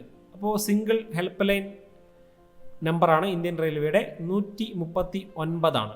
12 ലാംഗ്വേജുകളിൽ ഹെൽപ്പ് ലൈൻ പ്രവർത്തിക്കുന്നുണ്ട്. എല്ലാവിധ റെയിൽവേയുമായി ബന്ധപ്പെട്ട എല്ലാവിധ കാര്യങ്ങളും ഈ ഒരു ഹെൽപ്പ് ലൈനിൽ വിളിച്ചാൽ നിങ്ങൾക്ക് അറിയാൻ പറ്റും. അപ്പോൾ ഓർത്ത് നോക്കുക, ഇതും റീസെൻ്റായിട്ട് ഉള്ളൊരു കറണ്ട് അഫയേഴ്സ് ആണ്. റെയിൽവേയുടെ അടുത്തിടെ വന്നിട്ടുള്ള സിംഗിൾ ഹെൽപ്പ് ലൈൻ നമ്പറാണ് 139. അടുത്ത ചോദ്യമാണ്, മനുഷ്യനെ ചന്ദ്രനിലേക്ക് എത്തിക്കാനുള്ള അപ്പോളോ 11 ദൗത്യത്തിൻ്റെ സഞ്ചാരപഥം നിർണയിച്ചതിൽ പ്രധാന പങ്ക് വഹിച്ച ശാസ്ത്രജ്ഞ ഫെബ്രുവരി മാസമാണ് അന്തരിച്ചത്. ആ വ്യക്തിയുടെ പേരാണ് കാതറിൻ ജോൺസൺ. അപ്പോൾ നാസയുടെ ഒരു എഞ്ചിനീയർ ആയിട്ടുള്ള വ്യക്തിയാണ് ഗണിത ശാസ്ത്രജ്ഞയായിട്ടുള്ള കാതറിൻ ജോൺസൺ. അപ്പോൾ ഈ ഒരു വ്യക്തിയാണ് അപ്പോളോ 11 സഞ്ചാരപഥം നിർണയിച്ചത്. അപ്പോൾ ഈ ഒരു വ്യക്തിയുടെ പേരിൽ ഒരു ഹോളിവുഡ് ചിത്രമുണ്ട്. ആ ഒരു ചിത്രത്തിൻ്റെ പേരാണ് ഹിഡൻ ഫിഗേഴ്സ്. ഹിഡൻ ഫിഗേഴ്സ് എന്നാണ് ആ ഒരു ചിത്രത്തിൻ്റെ പേര്. ഓർത്ത് നോക്കുക, കാതറിൻ ജോൺസന്റെ ചിത്രമാണ്. ഇന്ത്യ സന്ദർശിച്ച എത്രാമത് അമേരിക്കൻ പ്രസിഡന്റാണ് ഡൊണാൾഡ് ട്രംപ്? ഉത്തരം 7ാമതാണ്. അപ്പോൾ 2020 ഫെബ്രുവരി മാസമാണ് ഡൊണാൾഡ് ട്രംപ് ഇന്ത്യ സന്ദർശിച്ചത്. അപ്പോൾ അങ്ങനെ ഇന്ത്യ സന്ദർശിക്കുന്ന 7ാമത് അമേരിക്കൻ പ്രസിഡന്റാണ് ഡൊണാൾഡ് ട്രംപ്. അപ്പോൾ അതുപോലെ തന്നെ അഹമ്മദാബാദ് വിസിറ്റ് ചെയ്യുന്ന ആദ്യത്തെ പ്രസിഡൻറ്റും കൂടിയാണ് ഡൊണാൾഡ് ട്രംപ്. അപ്പോൾ കുറച്ച് കാര്യങ്ങൾ പറയാം. ഇന്ത്യ വിസിറ്റ് ചെയ്ത ആദ്യത്തെ അമേരിക്കൻ പ്രസിഡന്റാണ് Dwight D Eisenhower. Dwight D Eisenhower ആണ് ആദ്യമായിട്ട് വിസിറ്റ് ചെയ്തിട്ടുള്ള അമേരിക്കൻ പ്രസിഡന്റ്. അങ്ങനെ മറ്റ് പേരുകൾ ഒന്ന് ഓർത്തു നോക്കണം. റിച്ചാർഡ് നിക്സൺ ഇന്ത്യ സന്ദർശിച്ചിട്ടുണ്ട്. ജിമ്മി കാർട്ടർ ഇന്ത്യ സന്ദർശിച്ച വ്യക്തിയാണ്. ബിൽ ക്ലിൻ്റൺ, അതുപോലെ തന്നെ ജോർജ് ഡബ്ല്യു ബുഷ്. റീസെൻ്റായിട്ട് ട്രംപിന് മുൻപ് വന്ന വ്യക്തിയാണ് ഒബാമ. ഇത്രയും അമേരിക്കൻ മേധാവികളാണ്, അമേരിക്കൻ പ്രസിഡന്റുകളാണ് ഇന്ത്യ സന്ദർശിച്ചത്.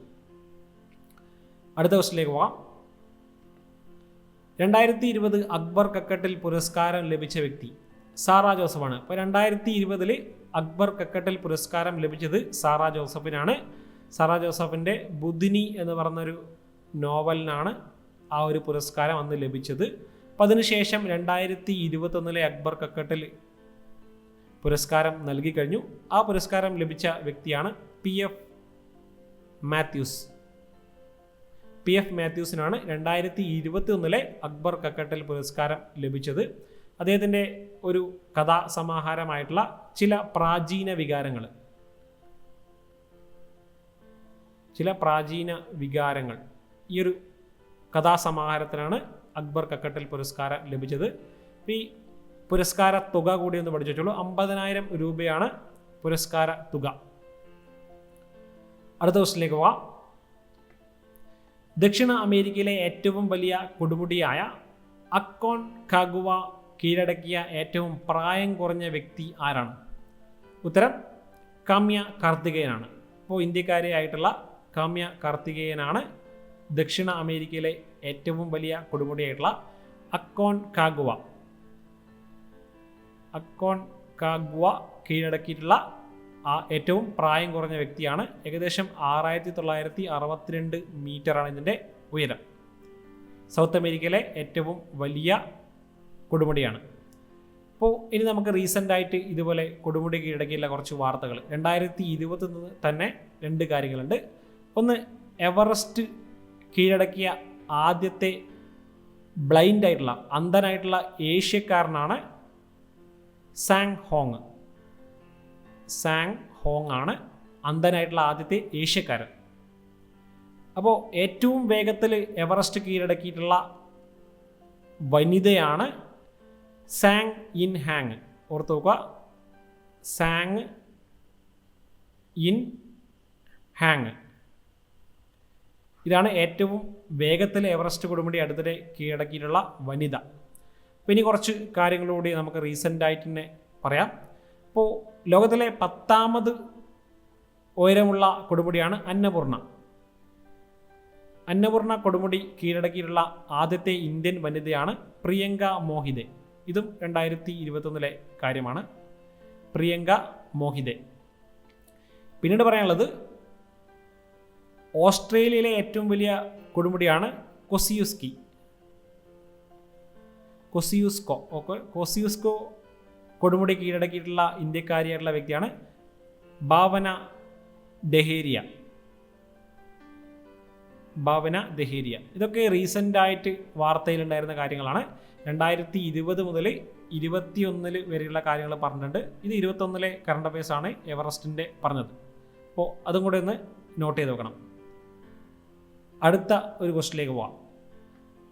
മാഡം തുസാദ് മ്യൂസിയത്തിൽ മെഴുക് പ്രതിമ നിർമ്മിക്കപ്പെട്ട ആദ്യത്തെ ദക്ഷിണേന്ത്യൻ നടിയാണ് കാജൽ അഗർവാൾ. അപ്പോൾ സൗത്ത് ഇന്ത്യയിൽ നിന്നുള്ള ആദ്യത്തെ നടിയാണ് ഈ ഒരു ബഹുമതി നേടിയത്. അപ്പം മാഡം തുസാദ് മ്യൂസിയത്തിൻ്റെ സിംഗപ്പൂർ ഗാലറിയിലാണ് കാജൽ അഗർവാളിൻ്റെ മെഴുക് പ്രതിമ സ്ഥാപിച്ചിട്ടുള്ളത്. അപ്പോൾ ഇതിനു മുൻപ് സൗത്ത് ഇന്ത്യയിൽ നിന്നും 2 നടന്മാർക്ക് ഈ ഒരു ബഹുമതി ലഭിച്ചിട്ടുണ്ട്. ഒന്ന് മഹേഷ് ബാബു ആണ്, മറ്റത് പ്രഭാസ്. അപ്പോൾ ആദ്യത്തെ ദക്ഷിണേന്ത്യൻ നടി കാജൽ അഗർവാളാണ്. 3ാമത്തെ സിനിമ താരം കൂടിയാണ്. അടുത്ത ഒരു ക്വസ്റ്റിലേക്ക് പോവാം.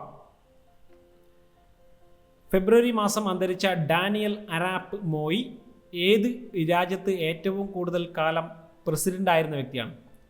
ഉത്തരം കെനിയാണ്. അപ്പോൾ കെനിയയിലെ ഏറ്റവും കൂടുതൽ കാലം പ്രസിഡന്റ് ആയിരുന്ന വ്യക്തിയാണ് 2020 ഫെബ്രുവരി മാസം അന്തരിച്ചത്.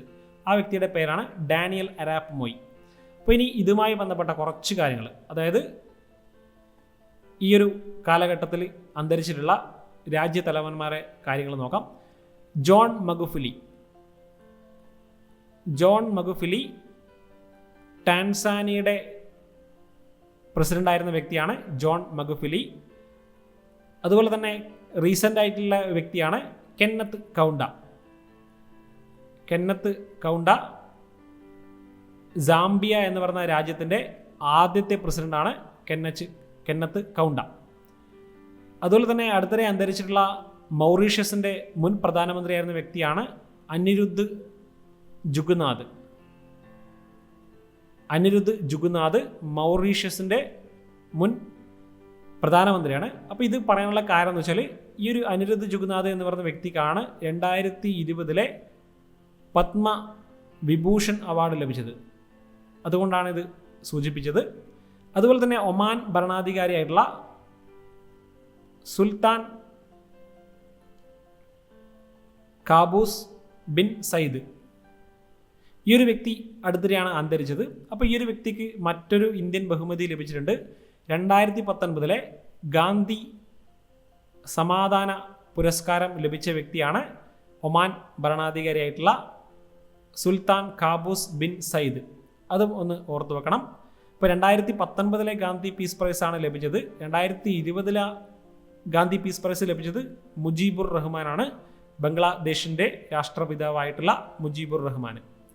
ഇപ്പോൾ മറ്റൊരു രാജ്യതലവൻ കൂടി 2020 കാലഘട്ടത്തിൽ അന്തരിച്ചിട്ടുണ്ട്. ബഹ്റിൻ്റെ രാജ്യതലവൻ, longest serving prime minister of ബഹ്റിനാണ് ഖലീഫ ബിൻ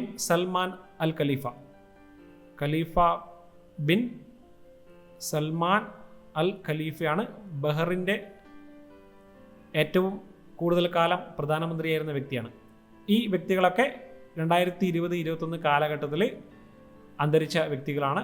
അത് ഈ ഒരു കാര്യം പറയുമ്പോൾ എക്സ്ട്രാ പറഞ്ഞതാണ്, അത് ഒന്ന് നോട്ട് ചെയ്ത് നോക്കുക. 30 വർഷത്തോളം ഈജിപ്തിൻ്റെ പ്രസിഡൻ്റായിരുന്ന വ്യക്തിയാണ് അടുത്തിടെ അന്തരിച്ചത്. ആ ഒരു വ്യക്തിയുടെ പേരാണ് ഹുസ്നി മുബാരക്. ഇതും നേരത്തെ പറഞ്ഞ ഒരു ചോദ്യത്തിൽ കൂട്ടാം.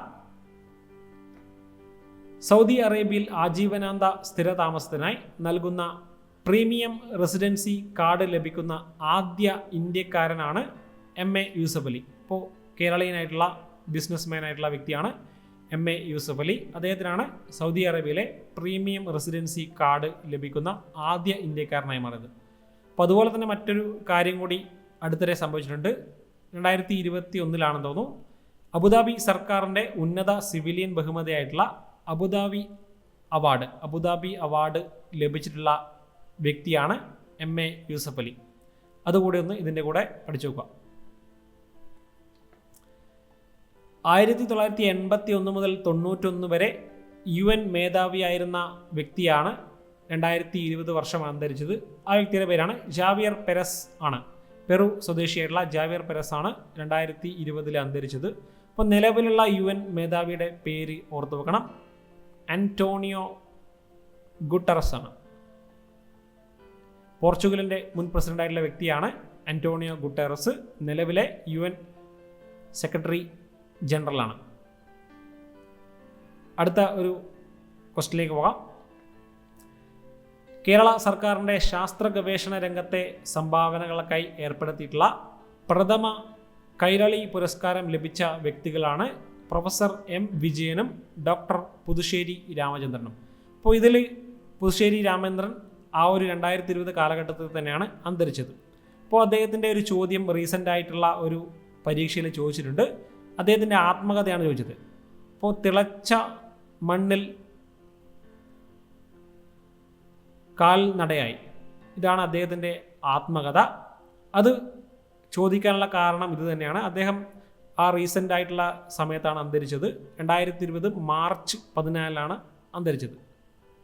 അപ്പോൾ അതുകൊണ്ടാണ് ആ ഒരു ചോദ്യം വരാനുള്ള കാര്യം. അതുകൊണ്ട് ഒന്ന് പഠിച്ചു നോക്കുക. ഇനി ചോദിക്കാൻ സാധ്യതയില്ല, ചിലപ്പോൾ ചോദിക്കാനുള്ള ചോദ്യം ഇതാണ്: പ്രഥമ കൈരളി പുരസ്കാരം ലഭിച്ച വ്യക്തികളിൽ പെട്ടത് ആരാണ്?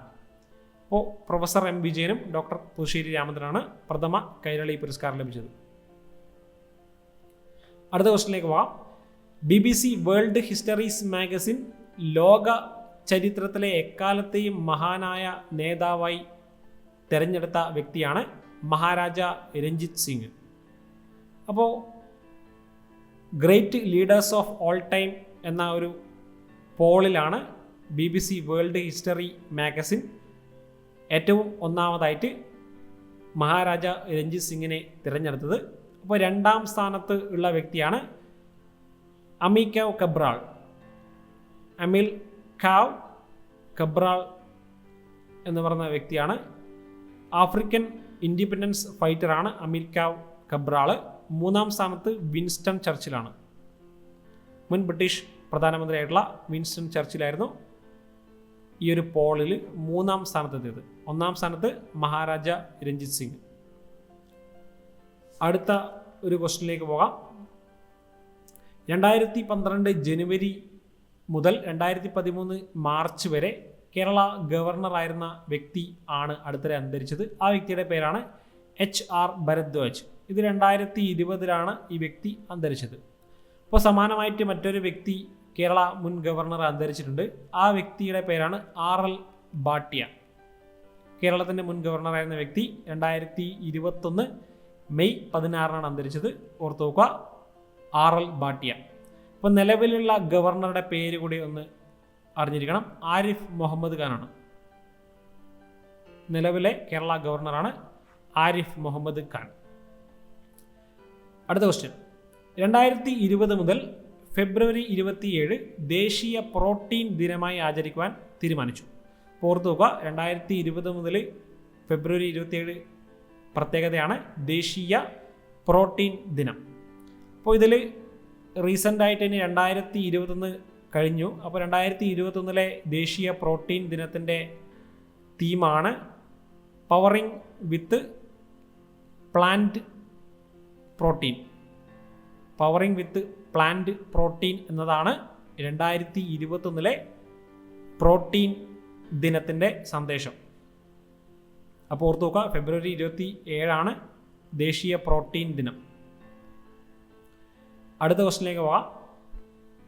നാഷണൽ സെക്യൂരിറ്റി ഗാർഡ്സ് അഥവാ NSGയുടെ റീജിയണൽ ഹബ്ബ് ക്യാമ്പസ് ആഭ്യന്തരമന്ത്രി അമിത്ഷാ ഉദ്ഘാടനം ചെയ്ത സ്ഥലമാണ് കൊൽക്കത്ത. 2020 NSGയുടെ ഒരു റീജിയണൽ ഹബ്ബ് ക്യാമ്പസ് കൊൽക്കത്തയിൽ ഉദ്ഘാടനം ചെയ്തത്.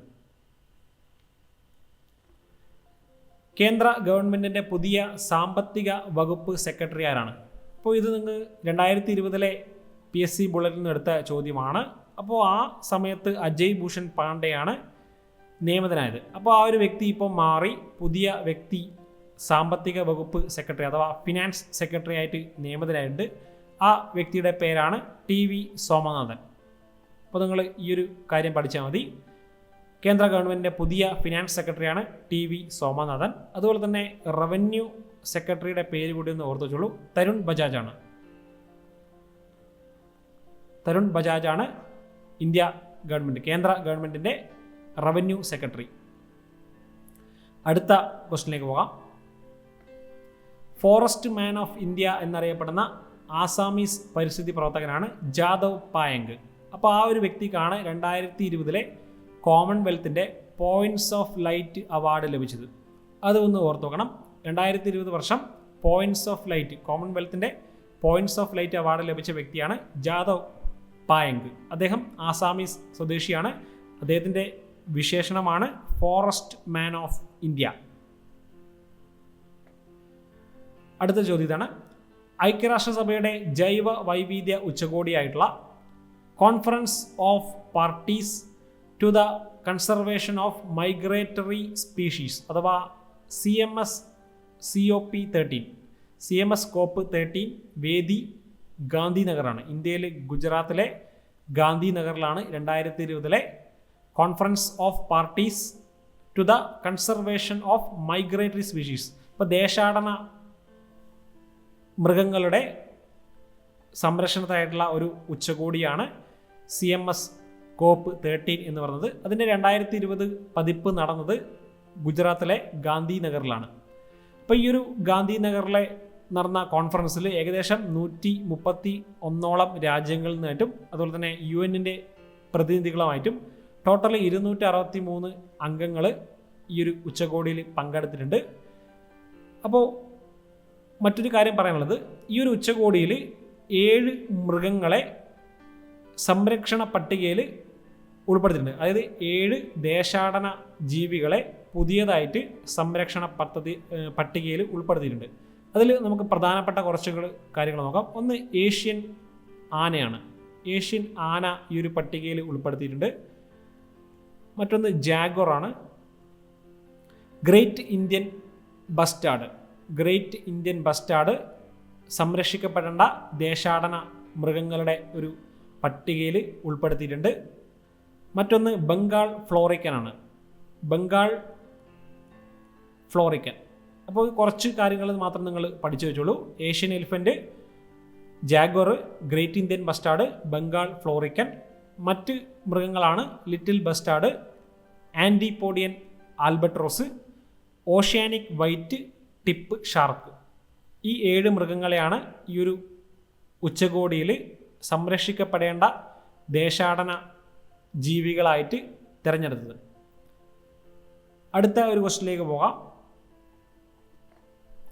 ലൈഫ് മിഷൻ 2 ലക്ഷം വീടുകൾ പൂർത്തിയാക്കി. ഇപ്പോൾ 2020 ഫെബ്രുവരി 28 ഈ ഒരു പ്രഖ്യാപനം നടന്നത്. ലൈഫ് മിഷൻ 2 ലക്ഷം വീടുകളാണ് പൂർത്തിയാക്കിയത്. അപ്പോൾ ലൈഫിൻ്റെ ഫുൾ ഫോം ഓർത്ത് നോക്കണം.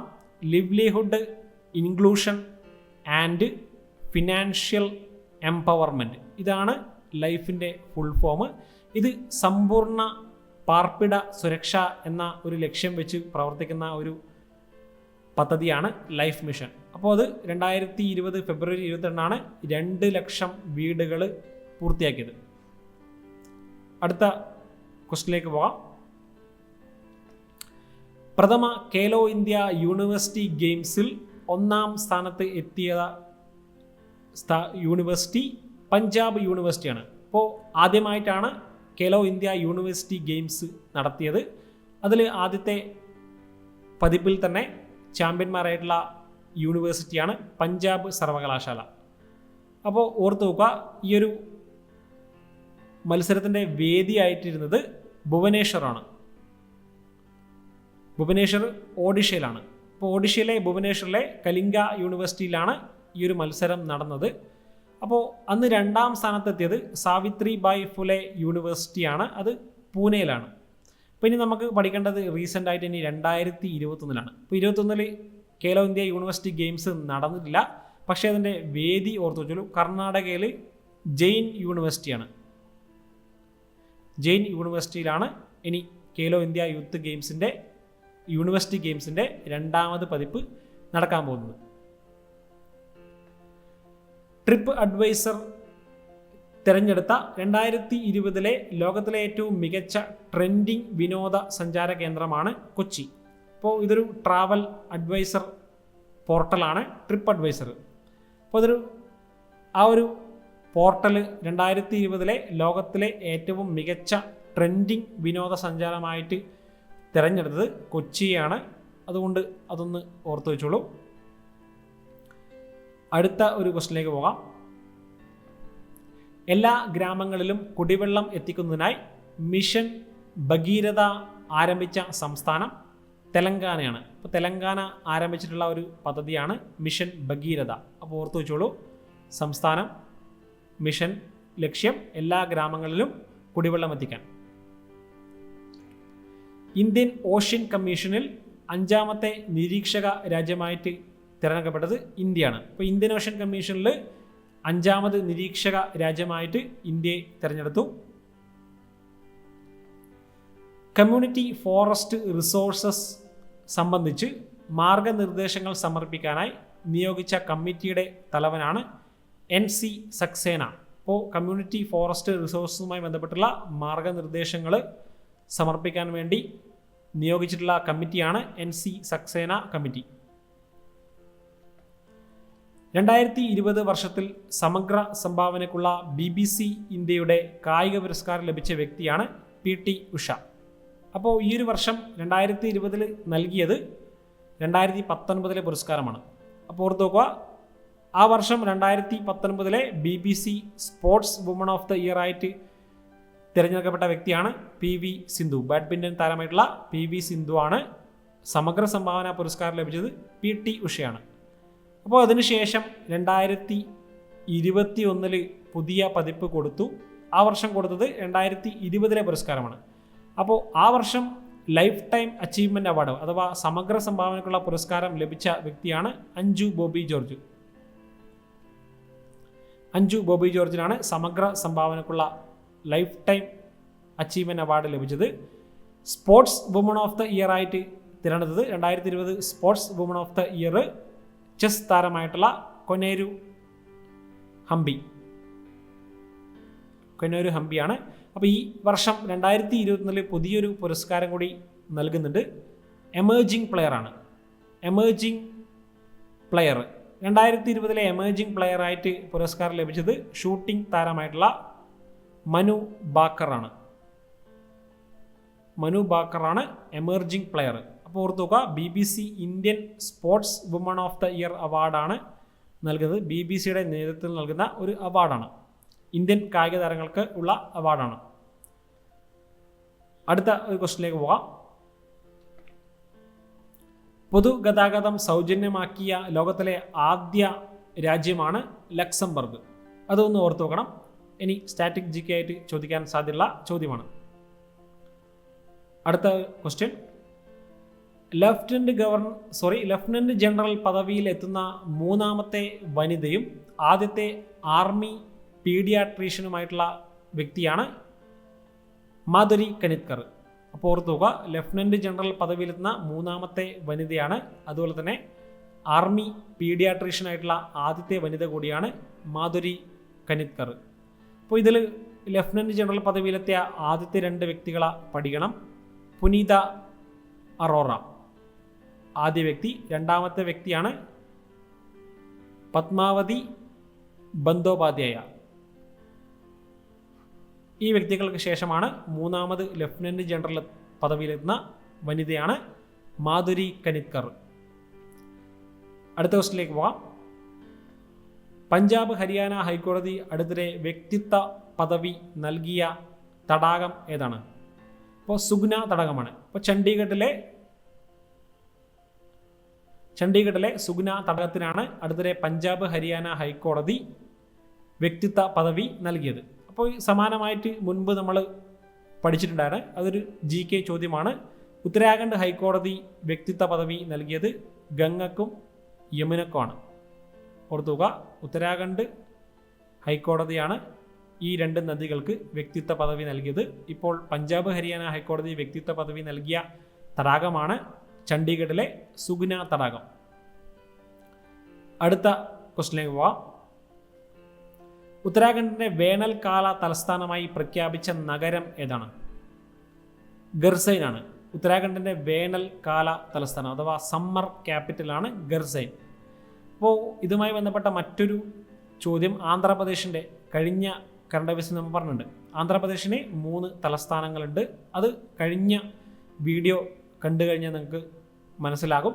കഴിഞ്ഞൊരു ക്ലാസ്സിൽ നമ്മൾ ഡിസ്കസ് ചെയ്തതാണ്. അടുത്ത ക്വസ്റ്റിനിലേക്ക് പോകാം. ഇന്ത്യൻ കോസ്റ്റ് ഗാർഡിൻ്റെ ആദ്യത്തെ വനിതാ DIG ആയി ചുമതലയേറ്റ വ്യക്തി ആരാണ്? അപ്പോൾ ഇന്ത്യൻ കോസ്റ്റ് ഗാർഡിന് ആദ്യമായിട്ടാണ് ഒരു വനിതാ DIG പദവിയിലെത്തുന്നത്. ആ വ്യക്തിയുടെ പേരാണ് നൂപുർ കുൽശ്രേഷ്ഠ. ഓർത്തു നോക്കുക, നൂപുർ കുൽശ്രേഷ്ഠയാണ് ഈ ഒരു പദവിയിലെത്തുന്ന ആദ്യ വനിത. ഏത് രാജ്യത്തെ ആദ്യ വനിതാ പ്രസിഡന്റ് ആയാണ് കാതറീന സക്കലറപൗലു സ്ഥാനമേറ്റത്? ഗ്രീസാണ്. അപ്പോൾ 2020 വർഷമാണ് ഗ്രീസിൻ്റെ ആദ്യ വനിതാ പ്രസിഡൻ്റായിട്ട് കാതറീന സക്കലറപൗലു സ്ഥാനമേറ്റത്. അപ്പോൾ ഇതുപോലെ തന്നെ റീസെൻ്റായിട്ട് 2021 2 വനിതകൾ സ്ഥാനമേറ്റുണ്ട് വിവിധ രാജ്യങ്ങളിലെ. ഇപ്പോൾ ടാൻസാനിയയുടെ ജോൺ മഗുഫിലി അദ്ദേഹം അന്തരിച്ച ശേഷം ടാൻസാനിയക്ക് ആദ്യമായിട്ടൊരു വനിതാ പ്രസിഡന്റ് ലഭിച്ചു. ആ വ്യക്തിയുടെ പേരാണ് സാമിയ സുലു ഹസൻ. ടാൻസാനിയയുടെ ആദ്യത്തെ വനിതാ പ്രസിഡന്റാണ്. ഇപ്പോൾ കൊസോവോയുടെ രണ്ടാമത് വനിതാ പ്രസിഡന്റായിട്ട് ഒരു വ്യക്തി ചുമതലയേറ്റു. കൊസോവ എന്ന് പറഞ്ഞ രാജ്യത്തിൻ്റെ രണ്ടാമത് വനിതാ പ്രസിഡന്റാണ് വിജോസ ഉസ്മാനി സദ്രിയു. ഓർത്തുക, വിജോസ ഉസ്മാനി സദ്രിയു ആണ് കൊസോവോയുടെ രണ്ടാമത് വനിതാ പ്രസിഡന്റ്. ഈ രണ്ട് കാര്യങ്ങളും റീസെൻ്റായിട്ട് ചുമതലയേറ്റതാണ്. അതൊന്ന് ഓർത്ത് നോക്കുക. അടുത്ത ക്വസ്റ്റിനിലേക്ക് പോവാം. രാഷ്ട്രപതി ആദ്യമായി രാജ്യസഭയിലേക്ക് നാമനിർദ്ദേശം ചെയ്ത സുപ്രീം കോടതിയിൽ നിന്നുള്ള വിരമിച്ച വ്യക്തി ആരാണ്? ഉത്തരം രഞ്ജൻ ഗൊഗോയാണ്. ഇപ്പോൾ സുപ്രീം കോടതിയുടെ 46ാമത് ചീഫ് ജസ്റ്റിസ് ആയിട്ടുള്ള വ്യക്തിയാണ് രഞ്ജൻ ഗൊഗോയ്. അപ്പോൾ രഞ്ജൻ ഗൊഗോയിയാണ് രാഷ്ട്രപതി അടുത്തിടെ രാജ്യസഭയിലേക്ക് നോമിനേറ്റ് ചെയ്തത്. അപ്പോൾ ആർട്ടിക്കിൾ 80 പ്രകാരമാണ് രാഷ്ട്രപതി 12 വ്യക്തികളെ രാജ്യസഭയിലേക്ക് നോമിനേറ്റ് ചെയ്യുന്നത്. അങ്ങനെ മെമ്പർ ഓഫ് എമിനൻസ് ആയിട്ട് രാജ്യസഭയിലെത്തിയ മുൻ ചീഫ് ജസ്റ്റിസാണ് രഞ്ജൻ ഗൊഗോയ്. അപ്പോൾ ഇതിൻ്റെ പ്രത്യേകത എന്ന് വെച്ചാൽ രാഷ്ട്രപതി ആദ്യമായിട്ടാണ് സുപ്രീം കോടതിയിൽ നിന്നും വിരമിച്ച ഒരു വ്യക്തിയെ നാമനിർദ്ദേശം ചെയ്യുന്നത്. അപ്പോൾ ഇതിലൊരു സംശയം വരാനുള്ള മറ്റൊരു കാര്യമാണ് രംഗനാഥ് മിശ്ര. രംഗനാഥ് മിശ്ര സുപ്രീം കോടതിയുടെ ചീഫ് ജസ്റ്റിസ് ആയിരുന്ന വ്യക്തിയാണ്. അപ്പോൾ ഈ ഒരു വ്യക്തി 21ാമത് ചീഫ് ജസ്റ്റിസാണ്. അപ്പോൾ ഈ ഒരു വ്യക്തി കോൺഗ്രസ് ആണ് ഈ ഒരു വ്യക്തിയെ നോമിനേറ്റ് ചെയ്തത്, അപ്പോൾ രാഷ്ട്രപതിയല്ല. അപ്പോൾ അദ്ദേഹവും രാജ്യസഭയിൽ MP ആയിട്ട് ഉണ്ടായിരുന്ന വ്യക്തിയാണ്. അദ്ദേഹം കോൺഗ്രസ് MP ആണ്. 1998 മുതൽ 2004 വരെ കോൺഗ്രസ് MP ആയിട്ട് രാജ്യസഭയിൽ ഉണ്ടായിരുന്ന വ്യക്തിയാണ്. അദ്ദേഹവും സുപ്രീം കോടതിയുടെ ചീഫ് ജസ്റ്റിസ് ആയിരുന്ന വ്യക്തിയാണ്. പക്ഷേ ഇതിൻ്റെ പ്രത്യേകത രാഷ്ട്രപതി ആദ്യമായിട്ടാണ് സുപ്രീം കോടതിയുടെ ചീഫ് ജസ്റ്റിസ് ആയിട്ട് വ്യക്തിനെ നോമിനേറ്റ് ചെയ്യുന്നത്. അടുത്ത ക്വസ്റ്റിനിലേക്ക് പോകാം. റിസർവ് ബാങ്കിൻ്റെ സാമ്പത്തിക വർഷം നിലവിലെ ഏത് തീയതി മാറ്റിയാണ് സർക്കാരിൻ്റേതുപോലെ ഏപ്രിൽ 1 മുതൽ മാർച്ച് 31 വരെ ആക്കാൻ തീരുമാനിച്ചത്? അപ്പോൾ RBIയുടെ നിലവിലെ സാമ്പത്തിക വർഷം സാധാരണ കേന്ദ്ര സർക്കാരിൻ്റെ ഏപ്രിൽ 1 മുതൽ മാർച്ച് 31 വരെ എന്നുള്ള ഇതിന് വ്യത്യസ്തമാണ്. ആ തീയതി ഏതാണെന്നാണ് ചോദിച്ചത്. ജൂലൈ 1 മുതൽ ജൂൺ 30 വരെയാണ് RBIയുടെ ഫിനാൻഷ്യൽ ഇയർ. അപ്പോൾ അത് കേന്ദ്ര സർക്കാരിൻ്റെ സമാനമായിട്ടുള്ള ഏപ്രിൽ 1 മുതൽ മാർച്ച് 31 വരെ ആക്കാൻ വേണ്ടിയിട്ട് തീരുമാനം എടുത്തിട്ടുണ്ട്. അപ്പോൾ ആ ഒരു ഓർത്ത് നോക്കുക. റിസർവ് ബാങ്കിൻ്റെ ഇതുവരെ ഉണ്ടായിരുന്ന ഫിനാൻഷ്യൽ ഇയർ ജൂലൈ 1 മുതൽ ജൂൺ 30 വരെയാണ്. യാത്രക്കാർക്ക് വിമാനത്തിനുള്ളിൽ വൈഫൈ സംവിധാനം ഒരുക്കുന്ന ഇന്ത്യയിലെ ആദ്യ എയർലൈൻ കമ്പനിയാണ് വിസ്താര. അപ്പോൾ അത് ഓർത്ത് നോക്കുക. ഇന്ത്യയിൽ ആദ്യമായിട്ടാണ് ഒരു വിമാന കമ്പനി യാത്രക്കാർക്ക് വൈഫൈ സംവിധാനം ഒരുക്കുന്നത്. അപ്പോൾ ആ കമ്പനിയുടെ പേരാണ് വിസ്താര. അപ്പോൾ വിസ്താരയുടെ ബോയിങ് 787-9 എന്ന് പറഞ്ഞൊരു എയർക്രാഫ്റ്റിലാണ് ആദ്യമായിട്ട് വൈഫൈ സംവിധാനം ഏർപ്പെടുത്തിയത്. അടുത്ത ക്വസ്റ്റ്യൻ. ഗവേണൻസിൻ്റെ ബോധവൽക്കരണാർത്ഥം കേരള സർക്കാർ നടപ്പാക്കുന്ന ഡിജിറ്റൽ സാക്ഷരതാ പദ്ധതിയാണ് ഐ ആം ഓൾസോ ഡിജിറ്റൽ. ഓർത്തു നോക്കുക, ഗവേണൻസിൻ്റെ ബോധവൽക്കരണാർത്ഥം കേരള സർക്കാർ നടപ്പിലാക്കുന്ന ഒരു ഡിജിറ്റൽ സാക്ഷരതാ പദ്ധതിയാണ് ഐ ആം ഓൾസോ ഡിജിറ്റൽ. അപ്പോൾ ഇത് ആദ്യമായിട്ട് ആരംഭിച്ചത് തിരുവനന്തപുരം നഗരത്തിലാണ്. അപ്പോൾ ഈ ഒരു പദ്ധതിക്ക് പിന്നിൽ പ്രവർത്തിക്കുന്ന സ്ഥാപനമാണ് ഒന്ന് IT മിഷനാണ്, മറ്റൊന്ന് സ്റ്റേറ്റ് ലിറ്റററി മിഷൻ. ഈ രണ്ട് സ്ഥാപനങ്ങൾ കൂടിയിട്ടാണ് ഐ ആം ഓൾസോ ഡിജിറ്റൽ എന്ന് പറയുന്ന ഒരു ഡിജിറ്റൽ സാക്ഷരതാ പദ്ധതി നടപ്പാക്കുന്നത്. അടുത്ത ക്വസ്റ്റിലേക്ക് പോകാം. 7 വൻകരകളിലെയും ഉയരം കൂടിയ അഗ്നിപർവ്വതങ്ങൾ കീഴടക്കി ലിംക ബുക്ക് ഓഫ് റെക്കോർഡ്സിൽ ഇടം പിടിച്ച ഇന്ത്യക്കാരനാരാണ്? ഉത്തരം സത്യരൂപ് സിദ്ധാന്ത. അപ്പോൾ സത്യരൂപ് സിദ്ധാന്ത എന്ന് പറയുന്ന വ്യക്തിയാണ് അടുത്തിടെ 2020 വർഷം 7 വൻകരകളിലെയും ഉയരം കൂടിയ അഗ്നിപർവ്വതങ്ങൾ കീഴടക്കിയിട്ട് ലിംക ബുക്ക് ഓഫ് റെക്കോർഡ്സിൽ ഇടം പിടിച്ചത്. അപ്പോൾ വ്യക്തിയുടെ പേര് എന്തായാലും ഓർത്തു നോക്കണം, സത്യരൂപ് സിദ്ധാന്ത എന്നതാണ്.